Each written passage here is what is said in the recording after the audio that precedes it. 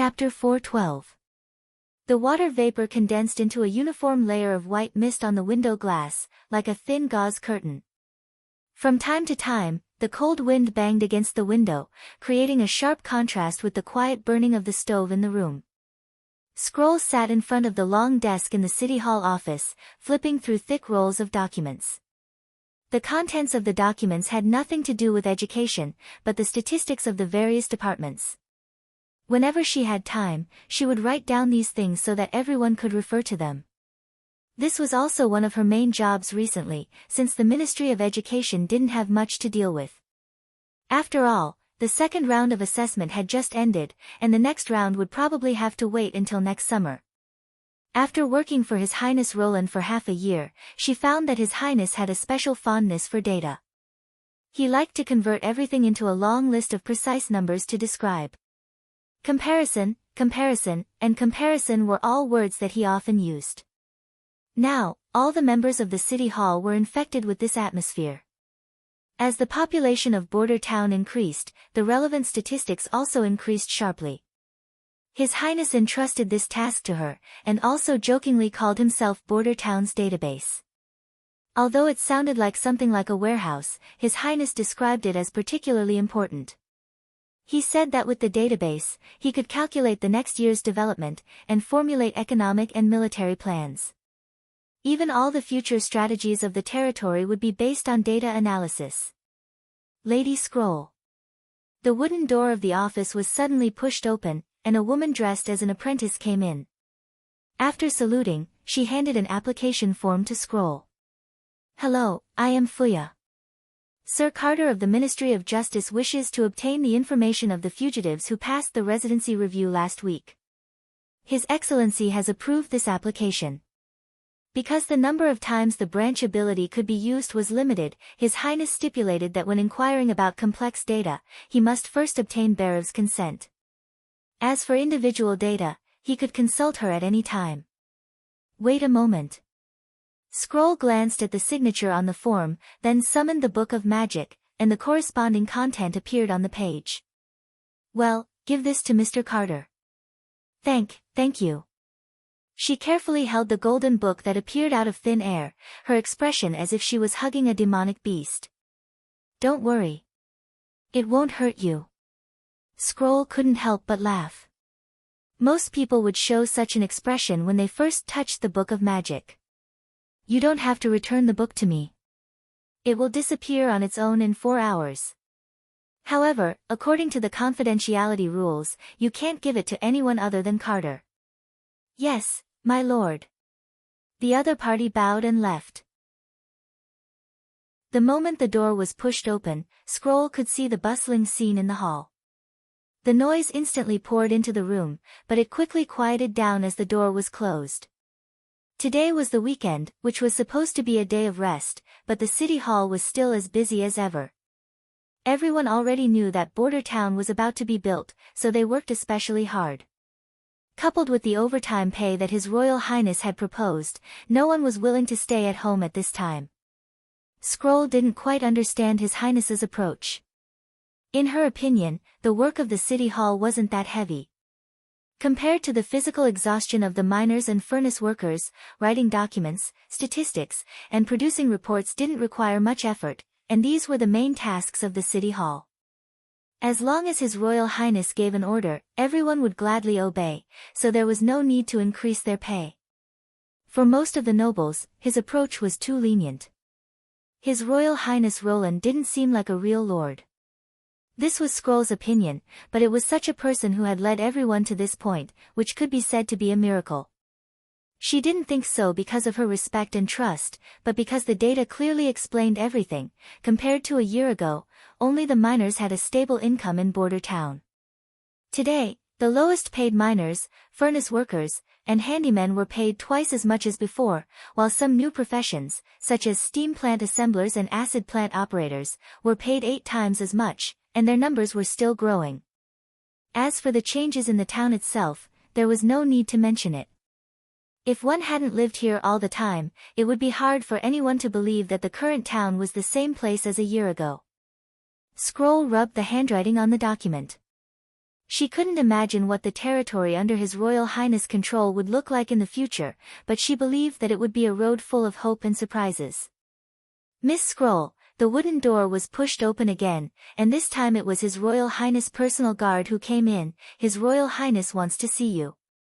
Back on the third floor of the castle, Scroll saw His Royal Highness sorting out the manuscript in his hands. Do you need me to record these things?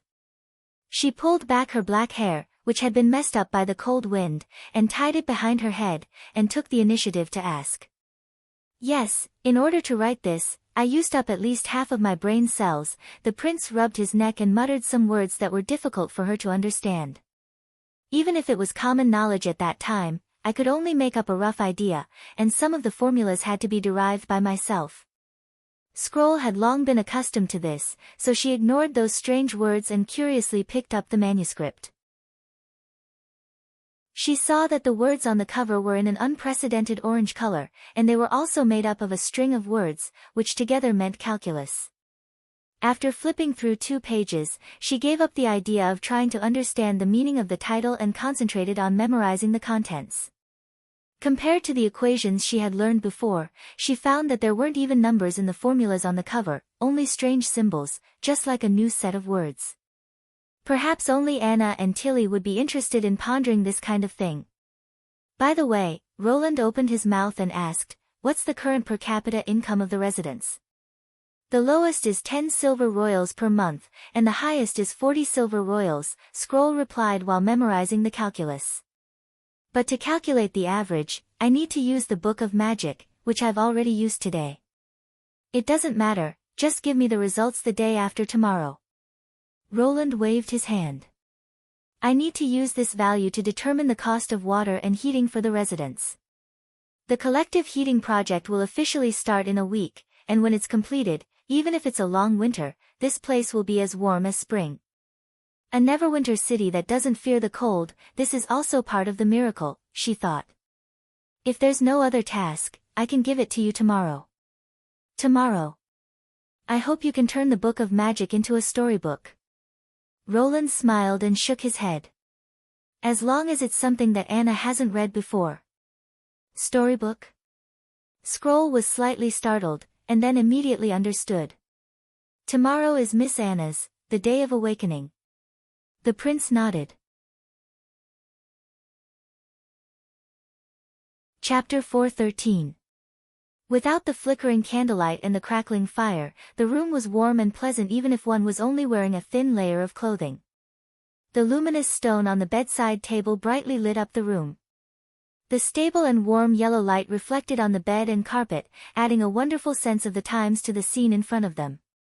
Roland sat on the edge of the bed, listening to the occasional hissing sound coming from the heating pipe. He felt as if he were in a dream, as if he was not in the backward era of royalty, nor was he in the modern society where electronic products were everywhere. Instead, he felt as if he was in between, his childhood. His impression of that era was the same as the scene now. Everywhere was covered in a dim yellow. Whether it was incandescent lights, movies, or developed photos, they were all filled with the same color. But this part of his memory did not include Anna. Thinking of this, he could not help but look at the girl sitting on the edge of the bed. She was flipping through the storybook in her hands. The hair on her forehead glowed with a golden light, and her long eyelashes fluttered occasionally.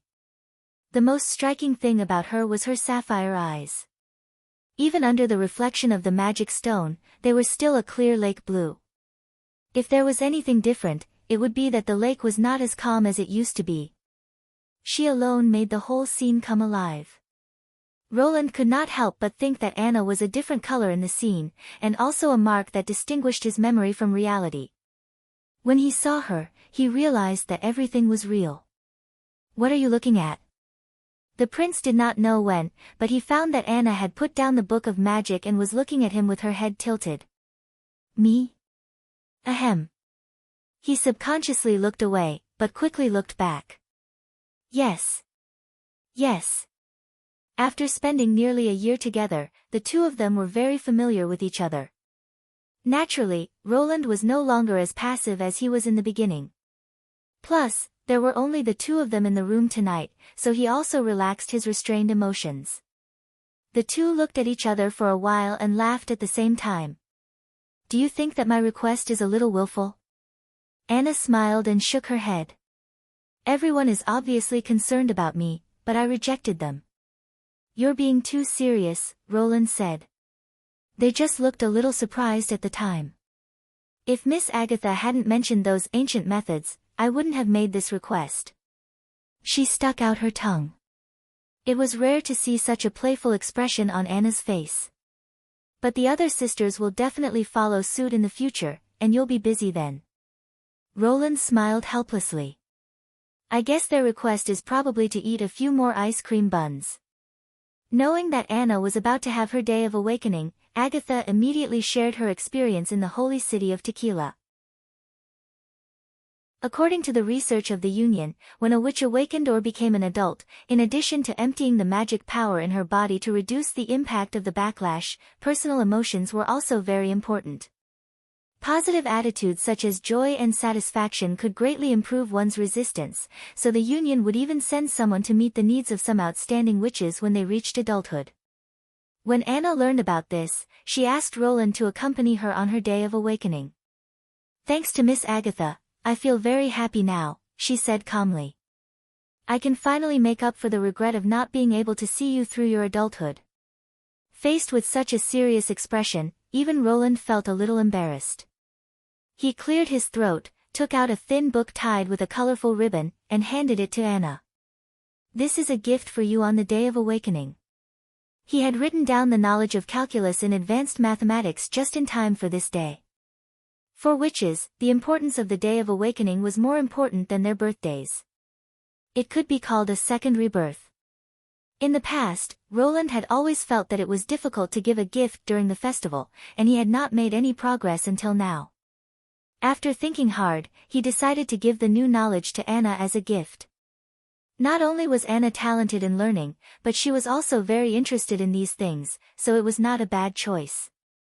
However, after receiving the orange-covered book, she did not open it as she usually did. Instead, she put it aside together with the Book of Magic. Thank you. Have you finished reading the storybook? Not yet. Anna shook her head gently. But I want to hear something special. Special? Roland was slightly surprised. Well, she smiled. Your story, last time, I didn't listen for long before falling asleep. This time, I want to continue listening. Is she referring to the day when we lay on my bed together? Roland pursed his lips. He suddenly had an impulse to tell her his true origin, instead of hiding it. Do you remember that I said I used to live in a big city? In fact, that city wasn't King's City of Greycastle. I know. Huh? Anna's answer surprised him. Because in hindsight, even in the palace of King's City, the things you said couldn't have happened. She grinned. I'm someone who has read The Chronicles of Greycastle several times. Is that so? Roland hesitated. Don't say it, Anna stopped him. You're hesitating, which proves that it's not something that can be easily said, right? Then don't say it. And it's not difficult to guess. I believe I'm not the only one who feels this way. The closer I get to you, the easier it is to feel this, you're different from everyone else. She paused. How about, we make a bet? Bet, what?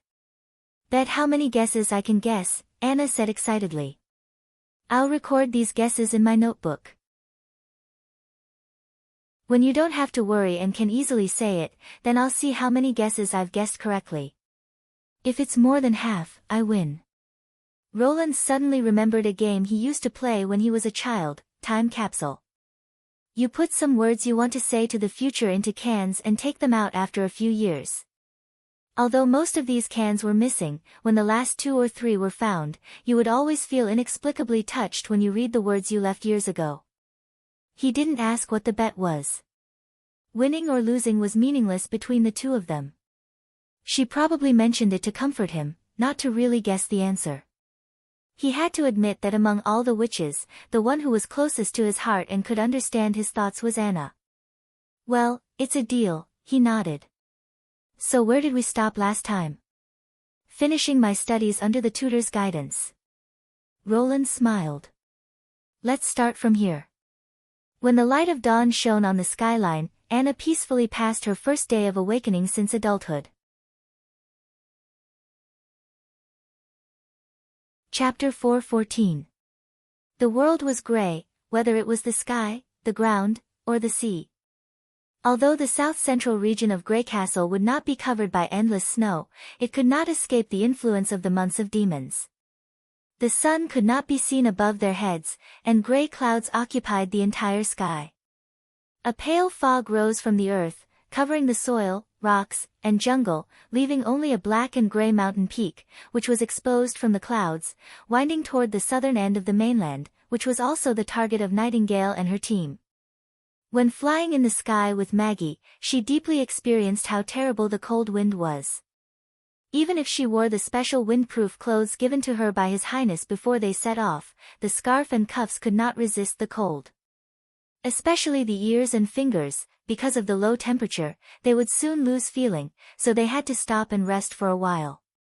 Therefore, flying at full speed only took half a day, but in the end it was extended to the next day. "We're here," Lightning came close to her. Nightingale poked her head out and saw that the ridge under her feet had become much lower, as if it had sunk into the ground. A city built on the mountain faintly appeared in the fog, which should be their goal, Fallen Dragon Ridge. "Let's land," she patted Maggie's broad back. "Be careful not to let others see you." "Ow!" Maggie nodded, folded her wings, and glided down. The fog hit them in the face, and soon the three people were shrouded in it. Until they landed, Nightingale found that the visibility around them was extremely low, almost 50 steps away. It was difficult to distinguish what was in the distance. This was good news for witches, at least it was not easy to be found. After entering the fog, the world would show its true appearance, so she did not worry about running into the arms of the church's army of judges because of the thick white fog. "You can wait for me here," Nightingale said. "It shouldn't take long." "His Highness asked me to provide security in the air," Lightning shook her head. "He also asked me to be responsible for emergency communication, in case you kidnap the target, Coo." Maggie turned back into a fat pigeon, squatting on the little girl's head. "His Royal Highness is making a meaningless request again," Nightingale thought helplessly. "In that case, let's go." The world turned black and white in an instant. The fog disappeared, or rather, it turned into other forms and could no longer obstruct his observation. Everything in front of him suddenly became clear.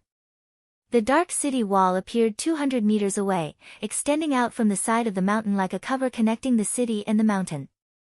Compared to the outer wall of Longsong Stronghold, this stone wall was much shorter, and there were no sentries at the top of the wall.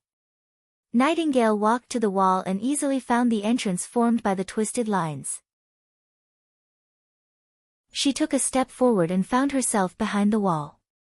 This city was half the size of a stronghold. Just the part that protruded out of the mountain wall was more like a small town.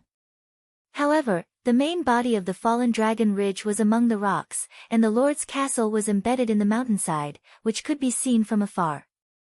After confirming that Lightning and Maggie had entered the city, Nightingale went straight to the castle. She was no stranger to this work, and could even be said to be very good at it. When she was coerced and driven by old Guylan, it was a common task to sneak into other noble mansions and castles. Most of these houses had the same structure, and the owners of the mansions always liked to set their rooms in the most central and most spacious positions. At that time, she could not freely pass through the walls, so she could only hide herself, carefully avoid possible traps and God's stones of retaliation, and steal the letters and documents hidden in the cabinets. Now with the fog, it was even easier. The God's stones of retaliation inlaid at the corners of the castle passages showed dark black holes, as eye-catching as the bright moon hanging in the night sky. The hidden traps were also nowhere to hide. Their twisted contours wriggled slowly like earthworms, and she could easily destroy them through the wall. Within the range of her ability, Nightingale could move freely. Walls, doors, and roofs were nothing in her eyes. Walking into the largest room on the top floor, she found her target. Although she had never seen her before, Nightingale immediately recognized that she was the lord of the fallen dragon Ridge, Marchioness Spellcaster. Because her body was running with blue magic power, which was also the only color in the world of fog. The Marchioness sat at the desk, the quill in her hand flying up and down, as if she was writing something. She was about 30 years old, with wrinkles at the corners of her eyes. Her silver curly hair and plain robe made her look even older. Nightingale carefully checked the room. There were no god's stones of retaliation or traps in the room. The Marchioness' only weapon was a short crossbow hidden in her sleeve. Its structure was exquisite, and it was obvious that it was expensive. After leaving a mark by the window, she gathered the fog and showed herself. "Hello, Marchioness Spellcaster." The sudden voice made the Marchioness tremble. She quickly raised her head and met Nightingale's eyes. Then she quickly calmed down and asked, "Who are you?" Nightingale could not help but think of the scene when she first met Prince Roland.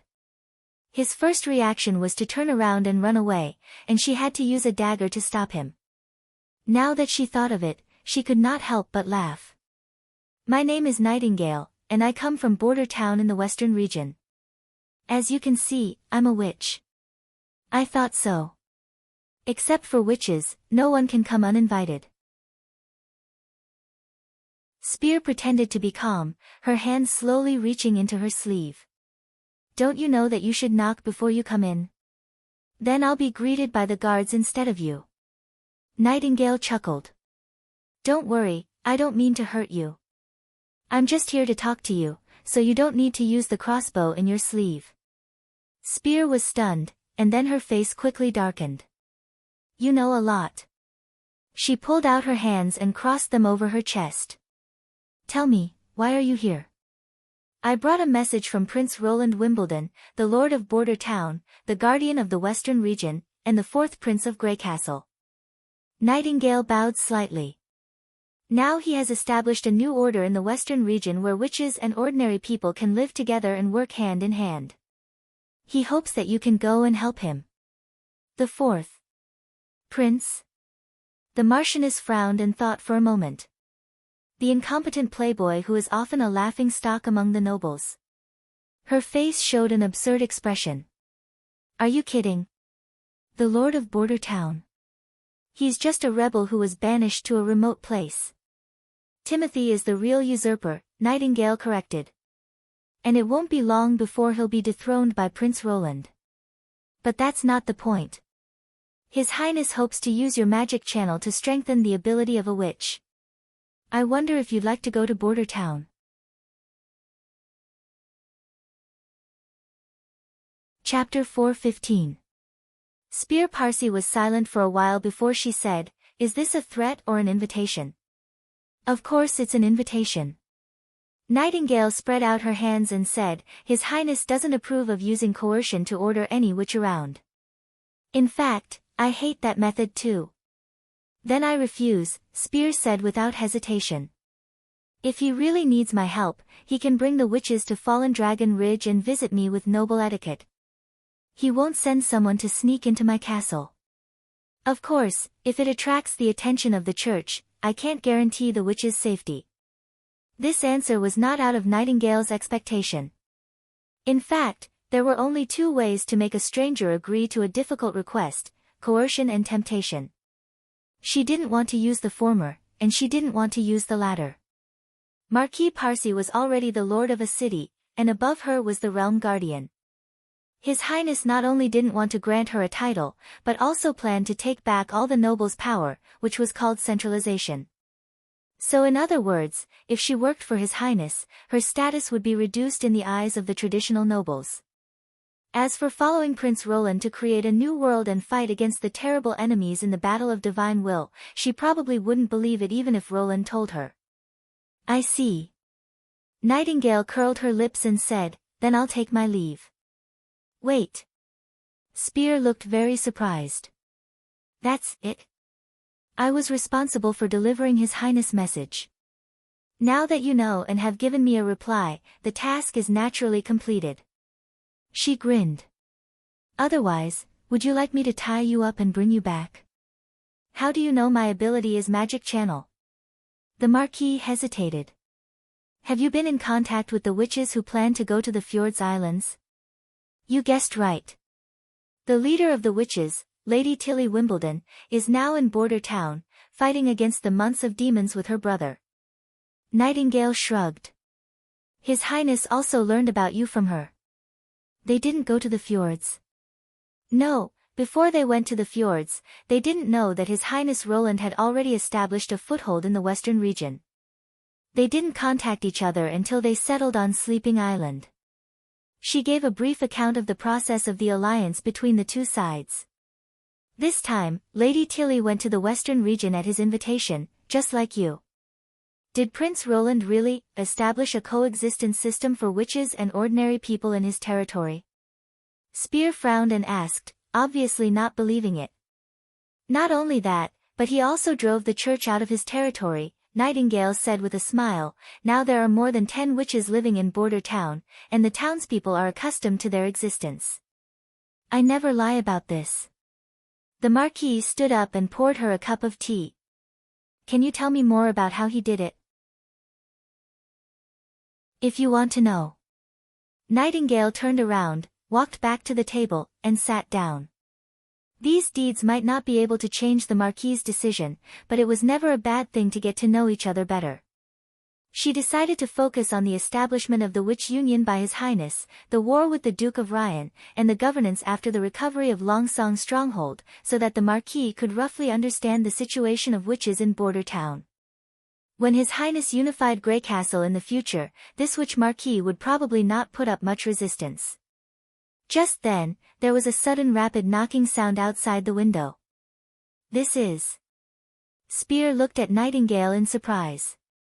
The latter opened the window, and sure enough, it was Maggie squatting outside. Danger, Coo. Lightning found something unexpected, Coo. What happened? A team of Judgment Army is coming to the castle, Coo. The pigeon flapped its wings and said, there are at least 20 people, Coo. The church's Judgment Army? Nightingale turned around and frowned. Are they here for you? No. I didn't make an appointment with the priest of the church today. The Marquis also looked very puzzled.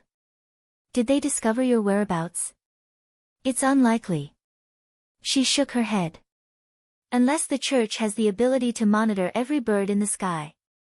That's strange. Spear muttered. If they're here for me, they shouldn't have sent so many Judgment Army soldiers. This is almost the entire manpower of the fallen Dragon Ridge Church. What are you waiting for? They're about to enter the castle area. A golden figure jumped in from the window and landed lightly beside Nightingale. It was Lightning. Although I don't know the situation, I suggest you hide for a while, Nightingale said in a low voice. Or ask your guards to stop them outside the castle and find out the reason. This is my castle. Where can I hide? Don't worry. Without my permission, they can't come in. Otherwise, I wouldn't have been able to protect those witches. Spear sighed. But this meeting may have to end here. If you're not in a hurry, I think. Before she could finish, chaotic footsteps came from under the castle. There was even the light sound of swords and knives clashing, which was particularly clear in the castle embedded in the mountain. The Marquis' expression changed. Who let them in? Guards. Spear shouted several names, but no one responded. The footsteps were getting closer and closer. It seems that they're here for you. Nightingale gestured to Lightning, reminding her to leave. It's not too late to leave now. We can protect you. No, I'm not going anywhere. This is my territory. How dare they be so presumptuous? Before he could finish his words, the door was slammed open, and a group of fully armed Judgment warriors came in. They raised their swords and shields and surrounded the Lord. At the same time, Nightingale hid in the mist and retreated to the corner of the wall, where it was convenient to escape and to observe the situation in the room. She noticed that Lightning and Maggie had not left either. The former was poking her head out of the window to spy on the enemies. The latter was squatting on top of the beam, methodically taking care of her wings. These two brats are so reckless. His Highness must discipline them when we get back. She shook her head helplessly and looked at the judgment warriors of the church. Each of them was wearing a god's stone of retaliation. The dark black holes overlapped and covered Spear completely. She could only hear the Marquis scolding angrily. "Redwin, are you crazy? How dare you bring them into my castle without permission?" "Of course not, my sister," a man's voice rang out from the crowd. "Father made a mistake, that's why he passed the title to a devil's henchman. I'm just correcting his mistake."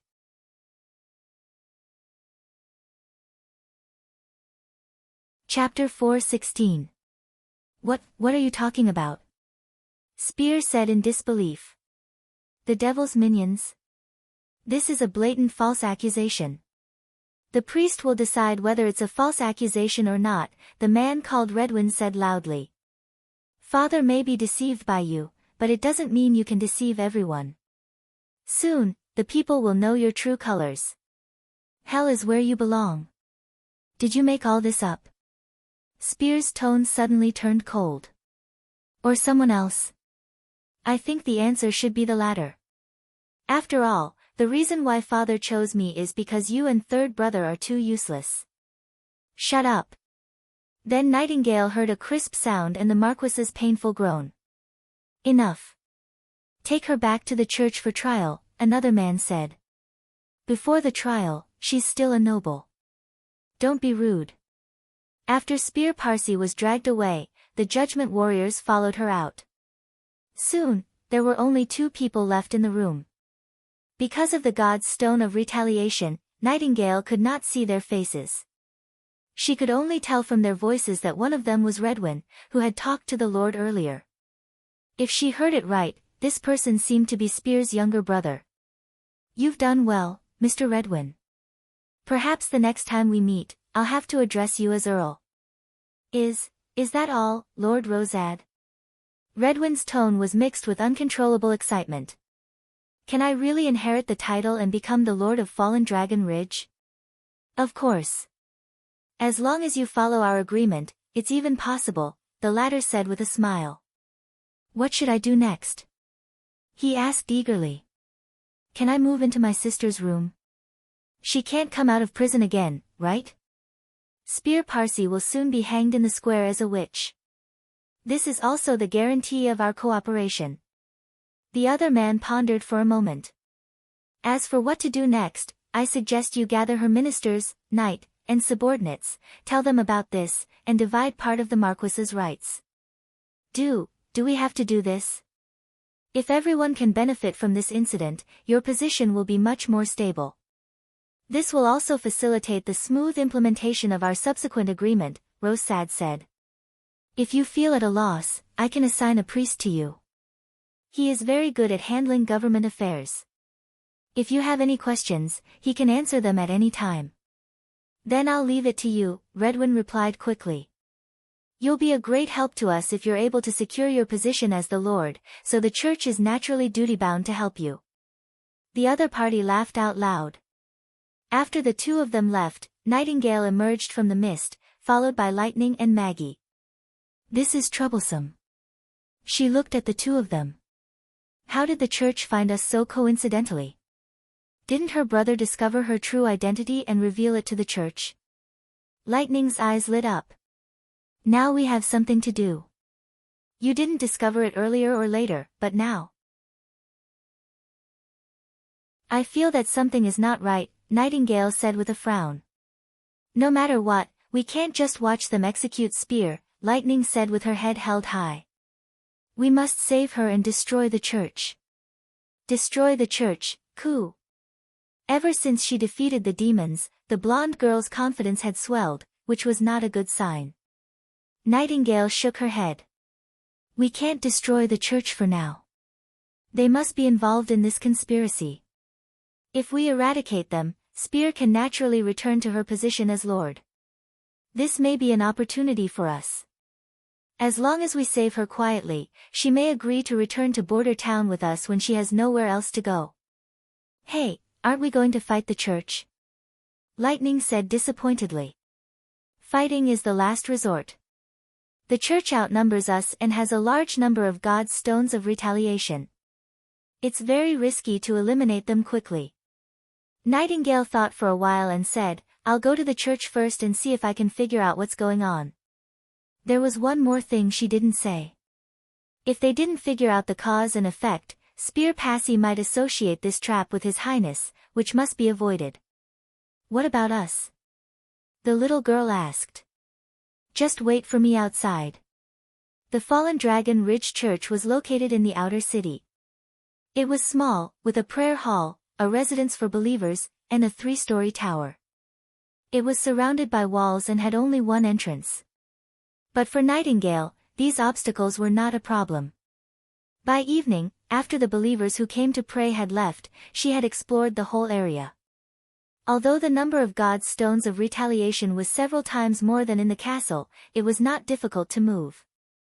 There were large God's stones in the hall that could block the magic power of the whole room, as well as some of the aisles.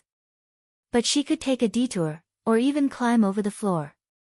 Nightingale also found the place where Spear Passy was imprisoned. It was in the basement of the high tower. She didn't seem to be tortured, but she was a little dispirited. She planned to take the Marquis out in the dead of night. After explaining her plan to the two, Nightingale sneaked into the high tower again. This time, she followed a line that did not exist in reality to the top floor and hid in a luxuriously decorated room. This should be the priest's room. When he came back and faced with the threat of the dagger, he would tell the truth. When the 9 o'clock bell echoed over Fallen Dragon Ridge, the door was pushed open. She quietly pulled out the dagger but did not move. Judging from the footsteps, there were 2 people. What a surprise. The first one to speak was a woman. I didn't expect Marquis Spear to be a witch. It seems that we have to make some changes to our plan. Ah. Your Excellency, the one who answered was Rosad, and his tone was very respectful. Isn't it more convincing if she's a witch? Things are different now. According to the Supreme Pontiff, if there are new witches, they should be handed over to the Holy City as much as possible without being exposed, the woman said. As for the original hanging, let's change it to burning, and replace it with a masked death row prisoner with a similar figure. Yes, Rosad replied. But why did His Holiness set such a troublesome rule? It's not easy to transport a witch to Hermes. I don't know, but I heard that it's just a return to tradition. Return to tradition. You don't need to know too much. Just focus on what you need to do. The saint did not continue. When things are settled here, I'll go to Redwater City. Yes, Your Excellency. Rosad said in a cold voice. Who is this person? Why does the priest not even dare to breathe loudly in front of her? And from their conversation, it seems that they did not know that the Marquis was a witch before they arrested Spear Passy. Is it a conspiracy against the Lord of Fallen Dragon Ridge? Nightingale could not help but walk out of her hiding place and look at the saint with the help of the mist. To her surprise, the saint was not wearing a God's stone of retaliation. In the black and white world, the magic power in the saint's body was as eye-catching as fluorescent light. This person is a witch. Who's there? Nightingale reacted quickly. Almost in an instant, a dazzling silver light pierced towards Nightingale.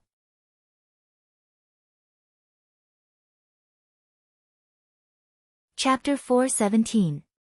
Years of accumulated combat experience played a role. Nightingale's brain did not have time to think, but her body had already reacted. She subconsciously leaned back, and the silver light passed by her cheek. Even in the mist, she could feel the power contained in this light, which was hot and violent. It was definitely not something ordinary could have. After avoiding the sudden attack, Nightingale took advantage of the momentum and rolled away from the other side. What happened, Lord Holy Messenger? Rosad asked in panic. It seems that a mouse has sneaked in. The witch licked her lips. Find a safe place to squat, and be careful not to get involved. You mean, there's a witch here?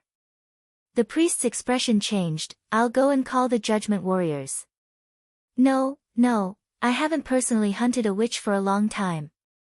It's rare to have such an opportunity. How can I leave it to others? You just need to stay on the side and watch.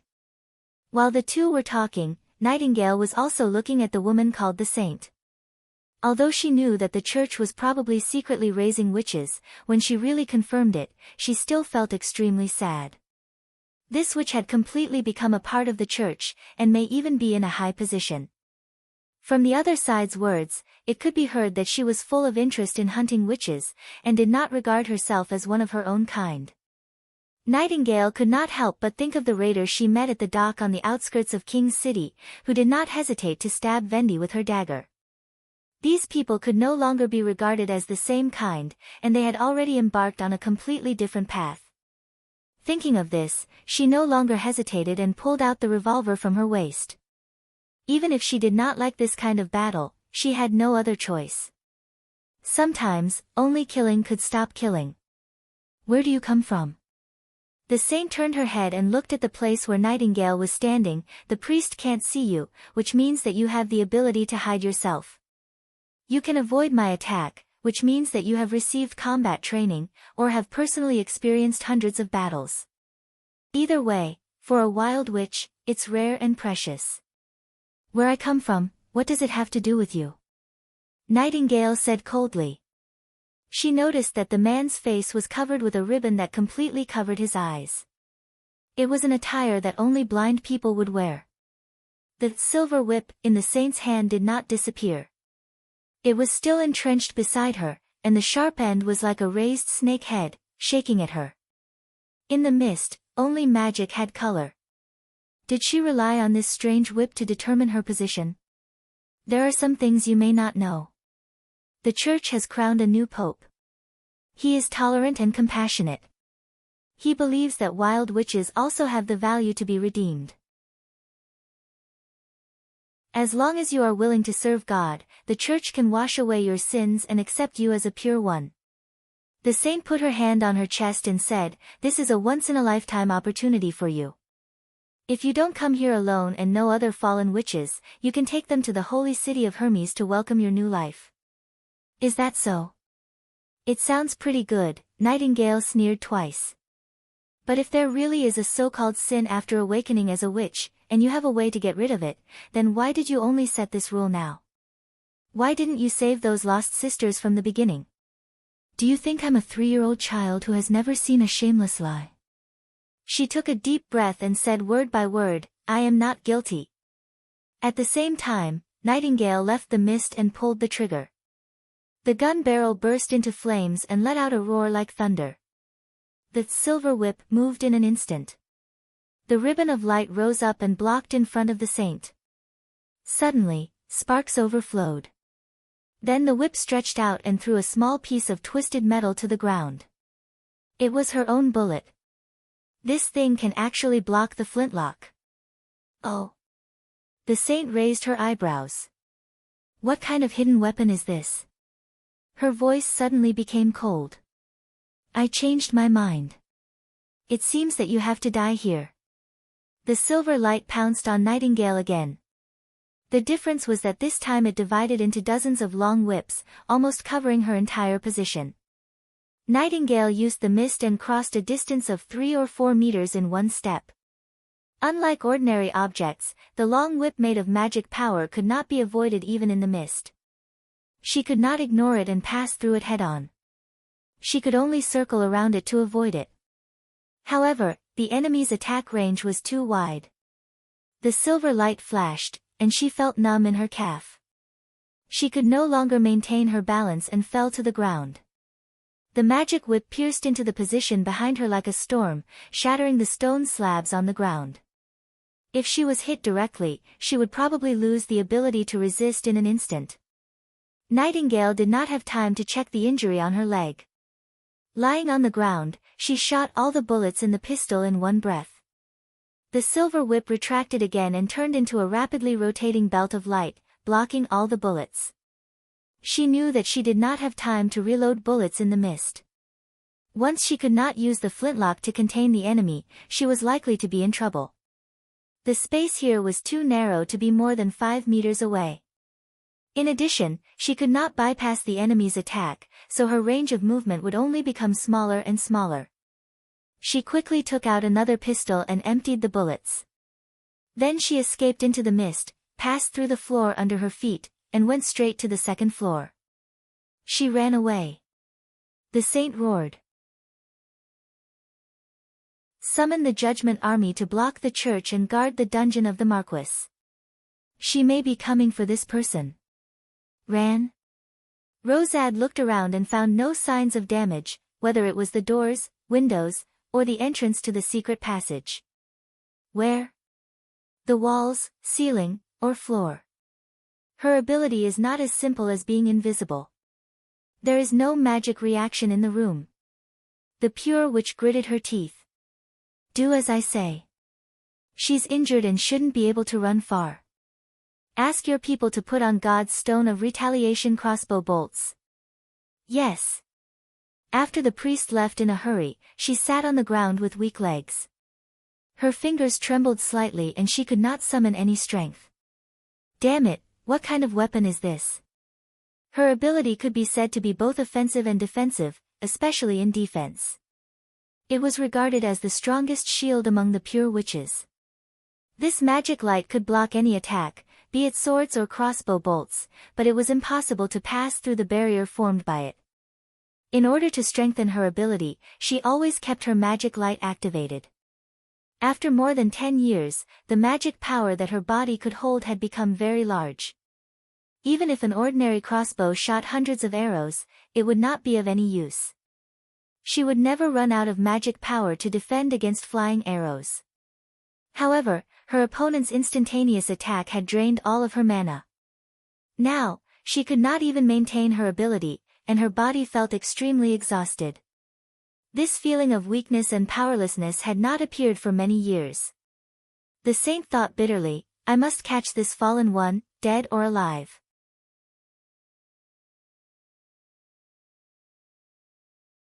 Chapter 4:18. Nightingale followed the route she had figured out earlier, passed through the roof of the 3rd floor, and landed directly in the dungeon where the Marquis was imprisoned. Spear Passy heard the noise and looked up. Her eyes widened. You. Where did you come from? She made a shushing gesture and limped out of the iron gate. There were 2 guards standing in the hallway.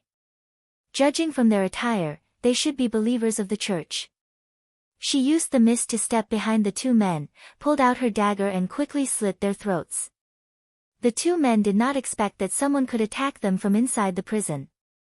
They did not even turn around to look at her until they died. Back in the dungeon, Nightingale finally had a chance to check her injuries. She saw that Soroya's specially made windproof pants had been cut open, and her calf was bleeding profusely. The wound was almost as deep as a fingernail. The enemy's magic whip had probably pierced through the pants from the side and taken away a piece of flesh.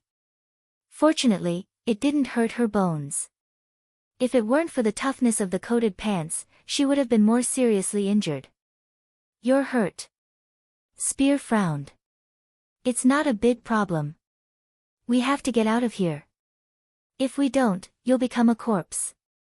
Nightingale didn't tell the Marquis that the saint planned to take her to Hermes. In her opinion, it was no different from death, or even worse. They didn't know you were a witch before they caught you. This is all a conspiracy led by the church. All they want is the position of the Lord of Fallen Dragon Ridge. What about my brother? He's probably a puppet of the church. We don't have much time. I'll explain it to you on the way. Nightingale tied the wound with the gauze she brought with her. Where's the god's locket of retribution? The Marquis pointed to her neck. At first, it was just a chain tied to my feet. Later, they changed it to this. Damn it. Nightingale's heart sank. She saw a metal ring as thick as a thumb tied around the Marquis's neck. The god's locket of retribution was made by stuffing several god's stones into the iron ring and then closing it with a special tool. It was extremely difficult to unlock it with one's own strength. Do you remember which room the locking tool was kept in? The cell at the entrance. They locked the place where they took me. Apparently, after discovering her true identity, the saint had switched to the safest shackles, which could trap almost all witches except the extraordinary. If he wanted to take Spear away, he had to remove this thing first, or else he wouldn't be able to pull her into the mist state. Let's go to the first cell, Nightingale decided. You come with me. Enduring the stinging pain in her leg, she once again returned to the fallen guard, took the key, and opened the cell door. At this moment, a crisp bell rang from the top of the tower. The urgent sound echoed in the silent building, as if it was pounding on her heart. It's the church's alarm, Spear said, her expression changing. They'll come sooner or later, Nightingale said in a low voice. Only by moving faster than the enemy can we have a chance to survive. In a sense, the alarm at this time helped her.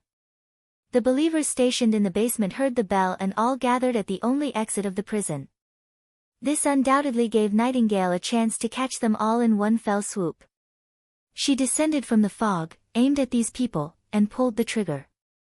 Several bullets hit the first target and pierced through his body, then directly into the body of the second person, splattering a large amount of blood. The god's stones of retaliation they wore were the most eye-catching targets in the black and white world. Facing the elusive Nightingale, these people held swords and shields, but they didn't know where to attack. After 2 rounds of shooting, there was no living guard left in the prison. But she knew that these were just the lowest-level believers of the church. Soon, the fully armed Judgment Army would arrive, and if they couldn't remove the god's stones of retaliation by then, it would be difficult for them to escape. Come here. She quickly found the locking tool. It was an iron tool set up against the wall, with 2 rusty calipers sticking out. At first glance, it looked like a horrible instrument of torture. Spear put her neck on the caliper, and Nightingale pulled the iron bolt and shook the handle. With the help of the belt, the calipers separated and opened a gap in the god's lock of retaliation. At the same time, the sound of the shaking armor of the Judgment Army appeared at the entrance of the dungeon. There they are, someone shouted. Aim and shoot. Go. Nightingale pulled Spear into the mist, but a mass of black holes shot at her and instantly tore the mist into pieces. There were god's stones of retaliation on the bolts. Nightingale felt cold sweat on her forehead. After getting rid of the cover, they were completely exposed to the Judgment Warriors. She had to admit that the training these Judgment Warriors received was very different from that of ordinary believers. In the first round of shooting, they only shot the bolts roughly in the direction of the passage so that the anti-magic effect of the god's stone could block the way. Only half of them participated in the first round of shooting. The other half were waiting for the moment when the witches showed up. With a clear target in mind, the second round of shooting came in no time. Hearing the buzzing of the loosened bolts behind her, Nightingale pulled the Marquis in front of her and shouted, "Lower your head." A piercing pain came from her back. She didn't know how many bolts had hit her. The pain spread like fire, but she didn't stop for even a moment. Rounding the corner of the cell, Nightingale felt a salty taste in her mouth. The pain probably made her bite her lip. Are you okay? I'm fine, the Marquis said in a daze. You blocked the bolts for me. You'd be dead if they hit you, but it won't hurt me if they hit me. Nightingale touched her back and found that none of the bolts had pierced through Soroya's windbreaker. Although her back felt like it was on fire, as long as the bolts didn't penetrate her body, they would only bruise at most. More importantly, the powder of the god's stone would not seep into her body. The Judgment Warriors hurriedly chased after them. They probably did not expect the 2 of them to be able to block the second wave of crossbow bolts without a shield. When they stopped to shoot, the distance between the 2 of them had already increased. Freed from the restraint of the god's stone of retaliation, Nightingale grabbed Spear, unfolded the mist, and rushed up along the ever-changing lines. They passed through the floor and the soil to the outside of the tower. Then, she took out a bamboo tube from her waist bag and pulled the fuse. A dazzling red light burst out of the bamboo tube and rushed into the sky. Then it exploded into a circle of dense light spots, as if there were countless stars in the sky. She remembered that when His Highness gave this to her, he had said that a cloud-piercing arrow would bring thousands of troops. Now she didn't need thousands of troops. She just hoped that Maggie could see this signal. Soon, a huge shadow fell from the sky. Maggie landed next to the tower with great force. Her burly body directly crushed the wall, and the airflow from her wings blew away the surrounding fog. What is this? Spear Passy couldn't help but widen her eyes. My companion. Nightingale asked Lightning to help fix the Marquis to Maggie. She used the last of her strength to climb onto Maggie's back and patted Maggie's rough body. Take off. Ow ow. Maggie roared at the Judgment Warriors who were chasing after them. Then she flapped her wings and soared into the sky. Carrying the two of them, they soon disappeared into the night sky.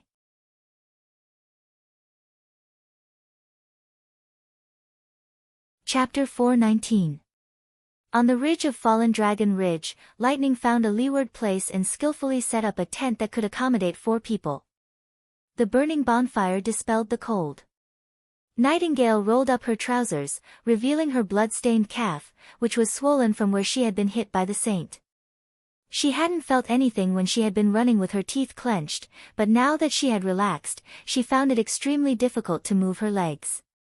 If Maggie hadn't arrived in time, she really didn't know how far she could have run with the Marquis.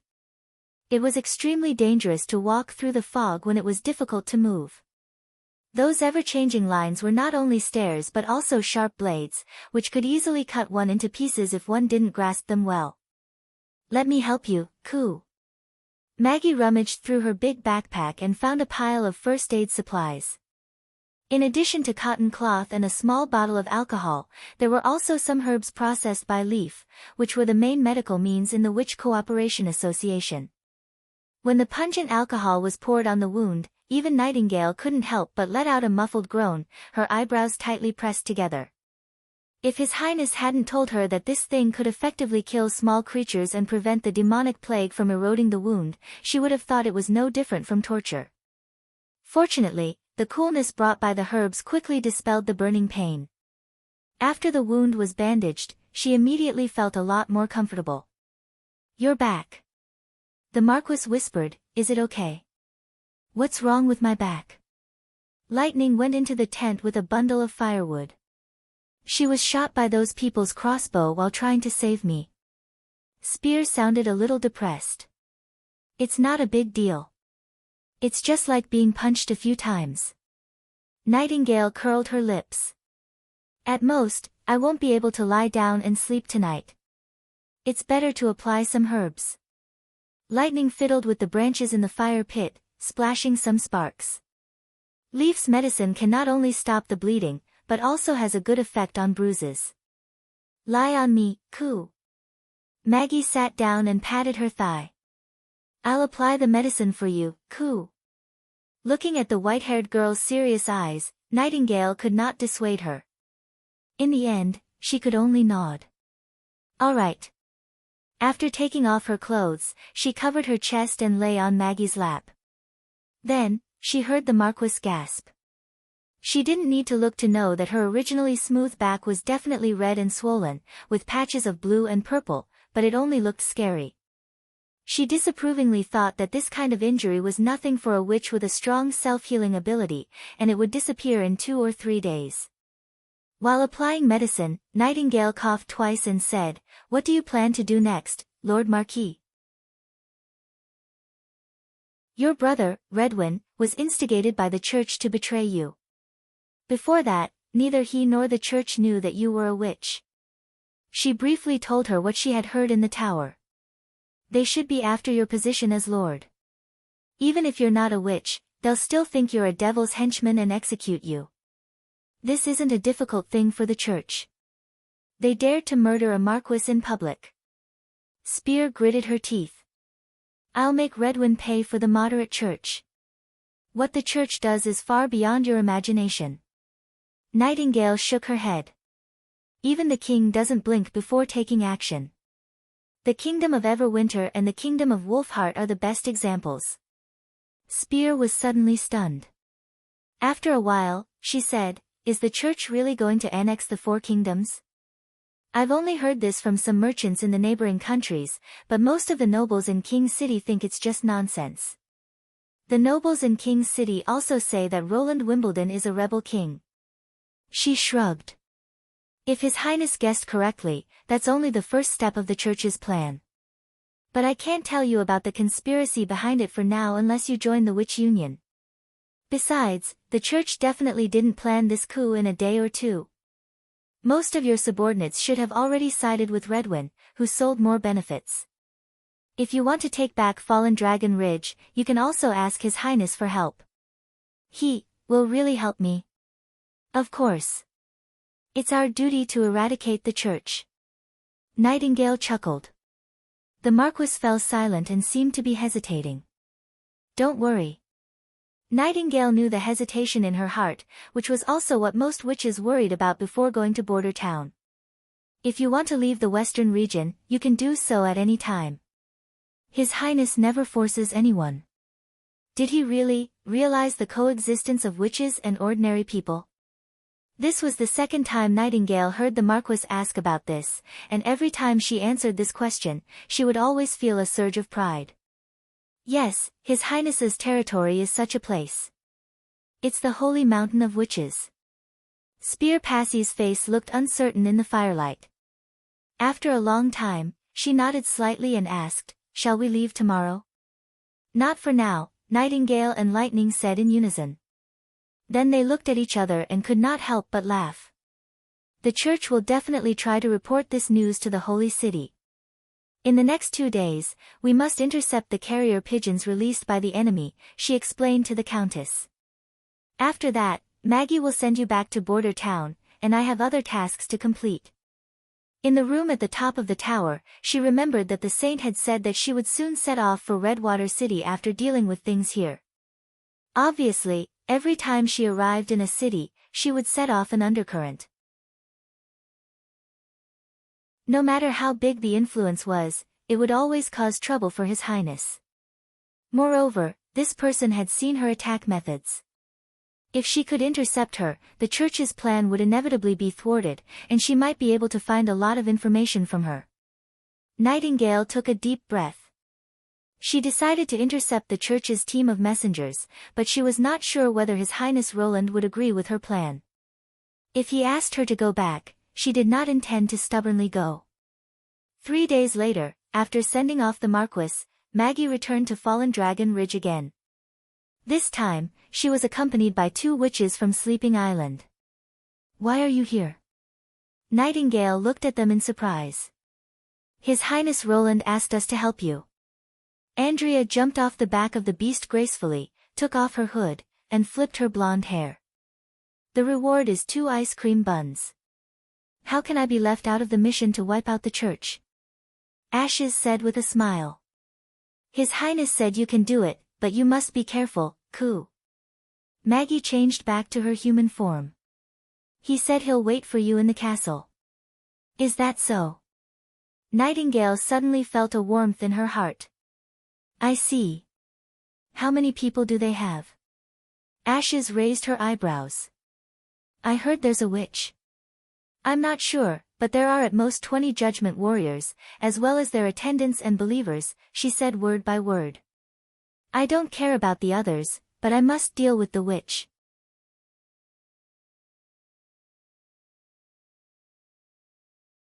Chapter 420. When Lightning detected a large group of people coming from the north gate of Fallen Dragon Ridge, they had already been on the ridge for a week. The size of the emissary delegation of the church was similar to what Nightingale had expected at the beginning. The armored judgment warriors walked at the front of the team. There were 25 people in total. Behind them was a long supply team. Judging from their dressing, they were probably composed of believers and mercenaries. There were about 100 people in total. Except for the judgment warriors who rode on horses, the others walked on foot. There were 2 carriages in the emissary delegation, and the saint was undoubtedly in one of them. The 5 people quietly followed the team toward Redwater City. According to the plan, when the enemy team was out of the range of the sentry tower of Fallen Dragon Ridge and could not get support quickly, they would take action. In the mist, Nightingale quietly looked at the 4-wheeled carriage in the middle of the team. Through the twisted silhouette of the carriage, she could see the silver magic light looming.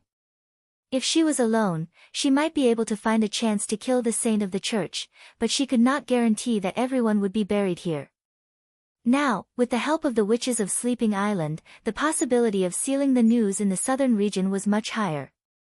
Once these people disappeared, it would be at least the next spring before Hermes realized it.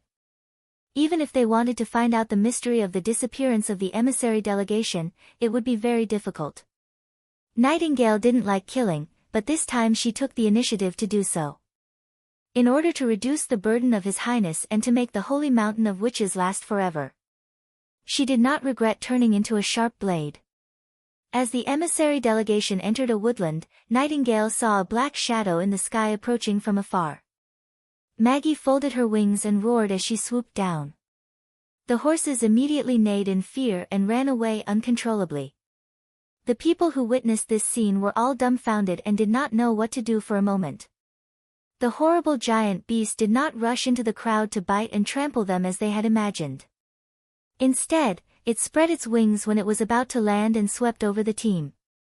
The wind pressure made it difficult for the people to open their eyes. One person jumped off the back of the giant beast and landed on the ground. Enemy attack! A judgment warrior shouted in the emissary delegation. Only then did the believers come to their senses. They pulled out their weapons and slashed at the strange enemy trapped in the middle of the group. In Nightingale's black and white vision, a group of lightless black holes tightly wrapped around the other party. If it were an ordinary witch, she would not be able to fight back at all. However, their opponent was an extraordinaire, Ashes. A streak of sword light flashed past, and the believers near her were all cut in half at the waist. Like harvested wheat, they immediately fell to the ground. She did not use the iconic heavy sword, but an ordinary one-handed iron sword, so that Maggie could carry another witch at the same time as her. The iron sword quickly broke in the slash, but there were still many weapons scattered around for her to pick up. Whether it was a halberd, a club, an iron hammer, or a machete, they were all deadly weapons in her hands. Blood splattered and limbs flew everywhere. Ashes had cut the team in half with her own strength. The mercenaries in the rear were also unable to go forward to help, and they found themselves in another predicament. Andrea's figure was like a sprite leaping in the forest. She used tree trunks and branches as cover, constantly changing her position, and at the same time, using every gap to shoot arrows. Every time she shot, someone would be hit between the eyebrows and fall to the ground. In less than a quarter of an hour, the whole team became a mess. Screams, shouts, and the sound of fighting intertwined, echoing in the silent forest. Nightingale did not stop to join the battle. She quickly moved through the fog, closely following her target. There was only one enemy she had to deal with, the church's saint, the witch hunter. After the 2 carriages ran wildly for a while, the frightened horses finally calmed down, but they did not turn back. Instead, they left the main road and rushed into the forest in 2 different directions. It seemed that the saint realized that there was an extremely difficult extraordinaire among her enemies. For most witches, an extraordinaire wearing a god's stone of retaliation was almost invincible. But this still could not escape from Nightingale's tracking. She had already determined the location of the saint. As for the person in the other carriage, it should be a priest or a high-ranking person such as a priest. The latter would be taken care of by Lightning and Maggie.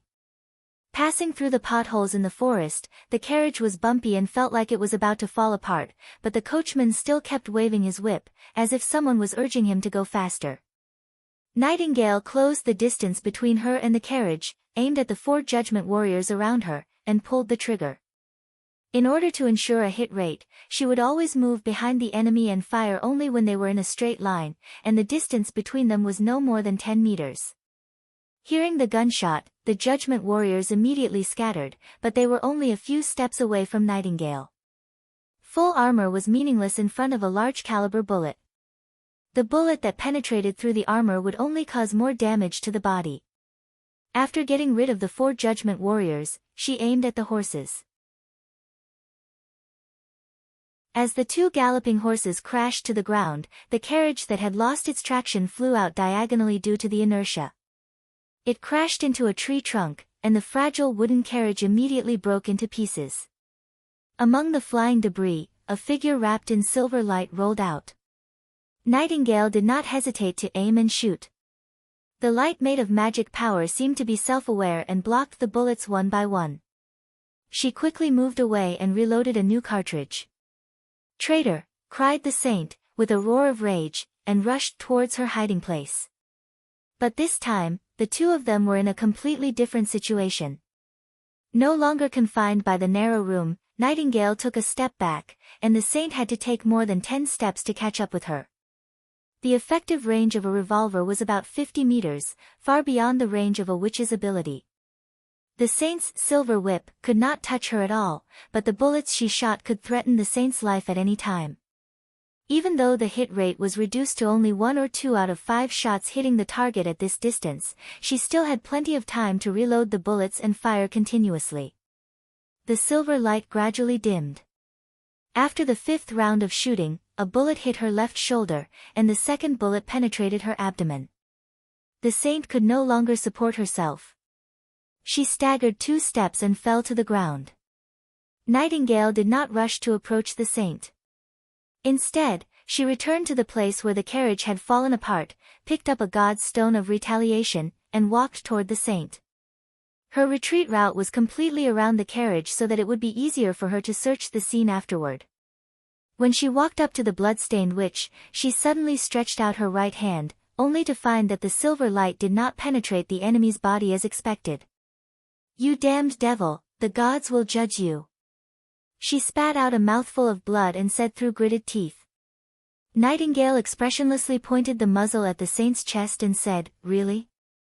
I'll wait for that day." Then she pressed the trigger.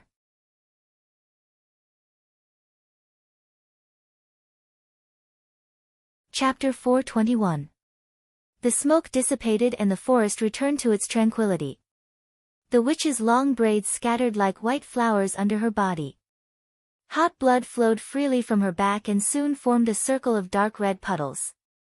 The blood slowly seeped into the ground and melted the hard and cold soil. The air was filled with the smell of iron. Nightingale squatted down and untied the witch's blindfold. She found that the witch's face looked unexpectedly young and should be about the same age as herself. However, the scars around her eyes destroyed the overall beauty. Her eyes looked like they had been repeatedly burned by a red-hot iron. Her skin was curled up and reddish-brown, and the outline of her eye sockets had disappeared. This was undoubtedly caused by acquired wounds. Nightingale gently touched the wrinkled scars. As for whether she had suffered these before becoming a witch or after serving the church, she did not know. But these were no longer important. From this moment on, she could no longer hurt any more witches, nor did she have to endure other tortures. She searched the saint's body and found a letter, a seal, and an emblem from the inside pocket of her robe. The emblem was a circle divided into a cross with a clenched fist in the center. Apart from this, she did not carry any other items, whether it was the golden dragon or jewelry. Perhaps she had never enjoyed anything in her life, Nightingale could not help but think. "Hey, look what I caught," Lightning's voice came from midair. She looked up and saw the little girl flying over with a struggling man in her hand and then throwing him to the ground. The man uttered a painful groan and rolled twice. He seemed to want to get up, but his hands and feet were tied, so he could only helplessly twist back and forth on the ground. Judging by the man's attire, he should be the priest sitting in the other carriage. "Where's Maggie?" She guided Ashes to chase the fleeing Judgment army. Lightning walked to the side of the saint. "Is this the witch trained by the church?" Yes, Nightingale whispered. She won't hunt us anymore. Looking at her, it's hard to believe that she sees us as enemies that must be killed. The little girl sighed. If it wasn't for the church, none of this would have happened. Nightingale looked coldly at the captured man. When the latter saw the witch lying in a pool of blood, his eyes immediately widened and he tried to say something, but he couldn't because of the cloth in his mouth. She pulled out the cloth. What do you have to say for yourself? Ahem. You killed Bishop Tayfun's pure witch. You audacious devils, sooner or later you'll be hung at the city gate by the church and fed to the crows. Even if we didn't kill her, being caught by the church won't be any better, Nightingale said. And compared to that, you should worry about your own situation first. Even if I die, I will be redeemed by the gods, but you will only sink into hell and suffer eternal torment, he shouted. That's why I gagged him. Lightning spread out her hands. Nightingale stuffed the cloth back and said, Let His Highness deal with him. I heard from him that Iron Axe is very good at interrogating people like this. It was already afternoon when Maggie arrived with the 2 sleeping island witches. Ashes jumped down from the back of the giant beast and landed beside Nightingale. Are you hurt? Not bad. She shook her head. What about you? Of course, none of them escaped, Ashes said with a proud smile. She's dead. After landing, Andrea looked at the saint and said, I thought you would spare her life. The enemy is a witch. Any hesitation and carelessness are extremely dangerous. Ashes curled her lips. If it were me, I wouldn't have let her live. Tisk, tsk. You don't have the slightest mercy for your own kind. She's not our own kind. She's a puppet controlled by the church. The extraordinary said carelessly. Besides, sometimes our own kind is much crueler than the other worldlings. At least I've never seen demonic beasts or demons imprison people and repeatedly torture them for years. After saying that, she took off her blood-stained gloves and put her hand in front of Nightingale. Your actions and performance are admirable. You did the right thing. The latter stared at her for a moment and then took the hand. Thank you. Even a person like her can comfort me, Nightingale thought. She probably doesn't want me to feel that killing a witch is too much of a burden. Lightning also put her hand in front of Andrea's. I think this victory is worth celebrating. Then Maggie said, Coo. Andrea rolled her eyes and put her hand in front of everyone's. I have to say, if it's just your hand, I don't want to touch it at all. This is for Nightingale's sake. Okay, I know. Ashes raised her eyebrows. Then, the 5 of them raised their hands to the sky at the same time, like a sturdy tower standing in the cold wind. In addition to collecting the information carried by the emissary delegation, they also needed to bury the traces left by the battle. The group of people busied themselves in the forest for 2 days to deal with these trivial matters. By the time they returned to Border Town, it was already 3 days later. When they landed in the castle's back garden, Nightingale was immediately surrounded by her sisters. I heard you were injured. Where's the wound? Nana shouted. She's been waiting for you for a long time. Why did she come back so late? Lily complained. Do you feel pain now? Lucia asked eagerly. This batch of herbs was specially made by me. It can stop bleeding and reduce swelling. The effect should be good, right? Leaf laughed. You were too careless. You dared to run into the church alone. I'm afraid you won't be so lucky next time.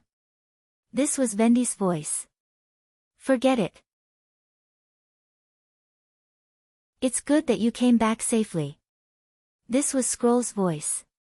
Looking at their concern, Nightingale sincerely felt a surge of warmth from the bottom of her heart.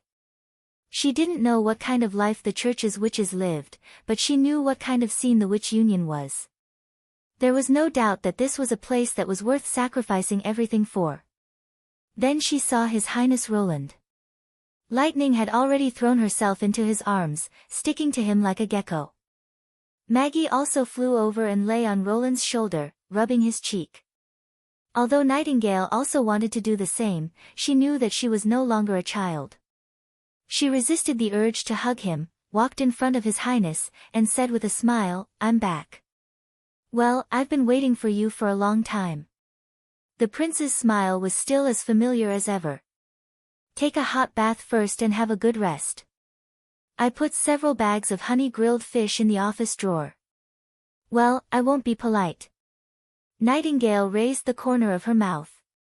She was once again convinced that what she was doing was right.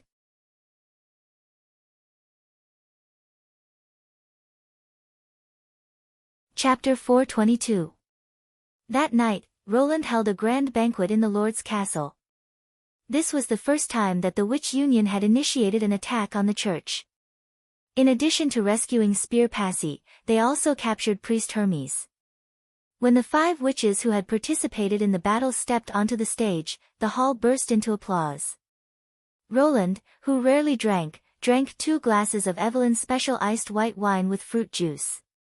Although it was only a small victory, the long months of the demons itself made people nervous, so he also hoped to take this opportunity to relax everyone's mood. The next day, when Roland walked into the office, rubbing his dizzy head, Nightingale was already sitting cross-legged on the table, waiting. "Don't you need to rest?" he asked with a smile.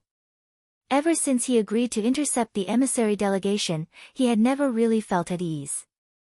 Even though he knew that once they entered the open area, her mist ability would make her invincible, he was still worried about accidents. After all, this was not a daily practice, but a real battle of life and death. Now that he saw her in high spirits, he suddenly felt much better. Nightingale swallowed the dried fish and said, "Of course not. I've recovered to my best state." As soon as Roland sat back in his seat, she jumped off the table, went around the back of the chair and hugged him.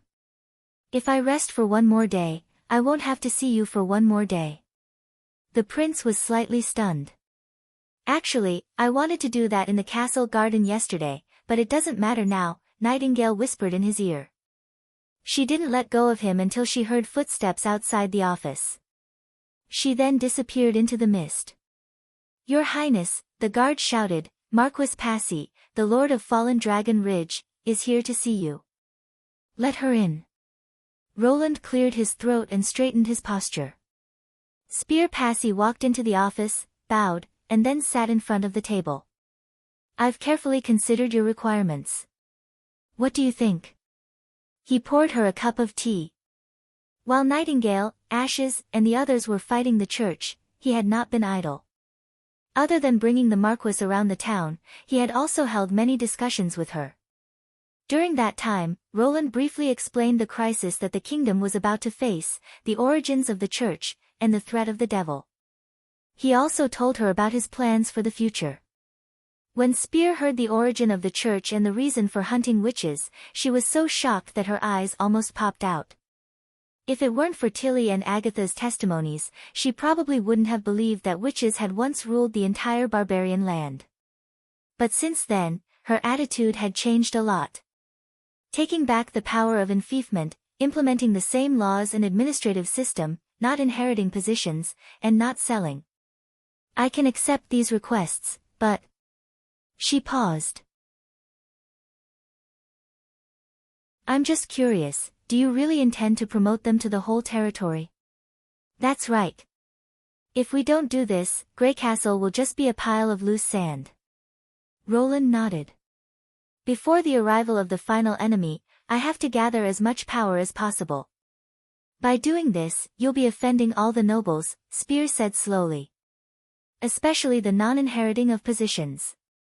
If I understand correctly, being the lord of a territory is also a kind of position. In this way, your identity as the rebel king will be confirmed. So I never expect them to take the initiative to give in." He tapped the table lightly. "Before the fateful battle of divine will, the resistance of the nobles isn't the most important thing to consider. Besides, I'm not trying to kill them all. As long as these people can integrate into the new system and even keep their own territories, they'll only lose the power of enfeoffment. I believe they'll make a wise choice. Centralization of power was a system that could only be achieved when the central government had absolute power. If the local forces were too strong, not to mention centralization of power, even his position could be overthrown at any time. Unlike a year ago, the town now had the power to change. When this step was completed, Grey Castle would only have one real ruler, and that would be himself. It seems that you've made up your mind. Spear sighed. If I don't accept it, I'll be overthrown by your army. In this plan, what I lack the most is manpower, Roland said sincerely. Especially managers who have the experience of governing a city and a place. Just as I said, you did not lose your territory, and you can also openly appear in front of the people as a witch. You will no longer be threatened by the church. The Marquis was silent for a moment. I also have a request. Go ahead. After you help me take back Fallen Dragon territory, I hope that nothing will change for the time being, she said bluntly.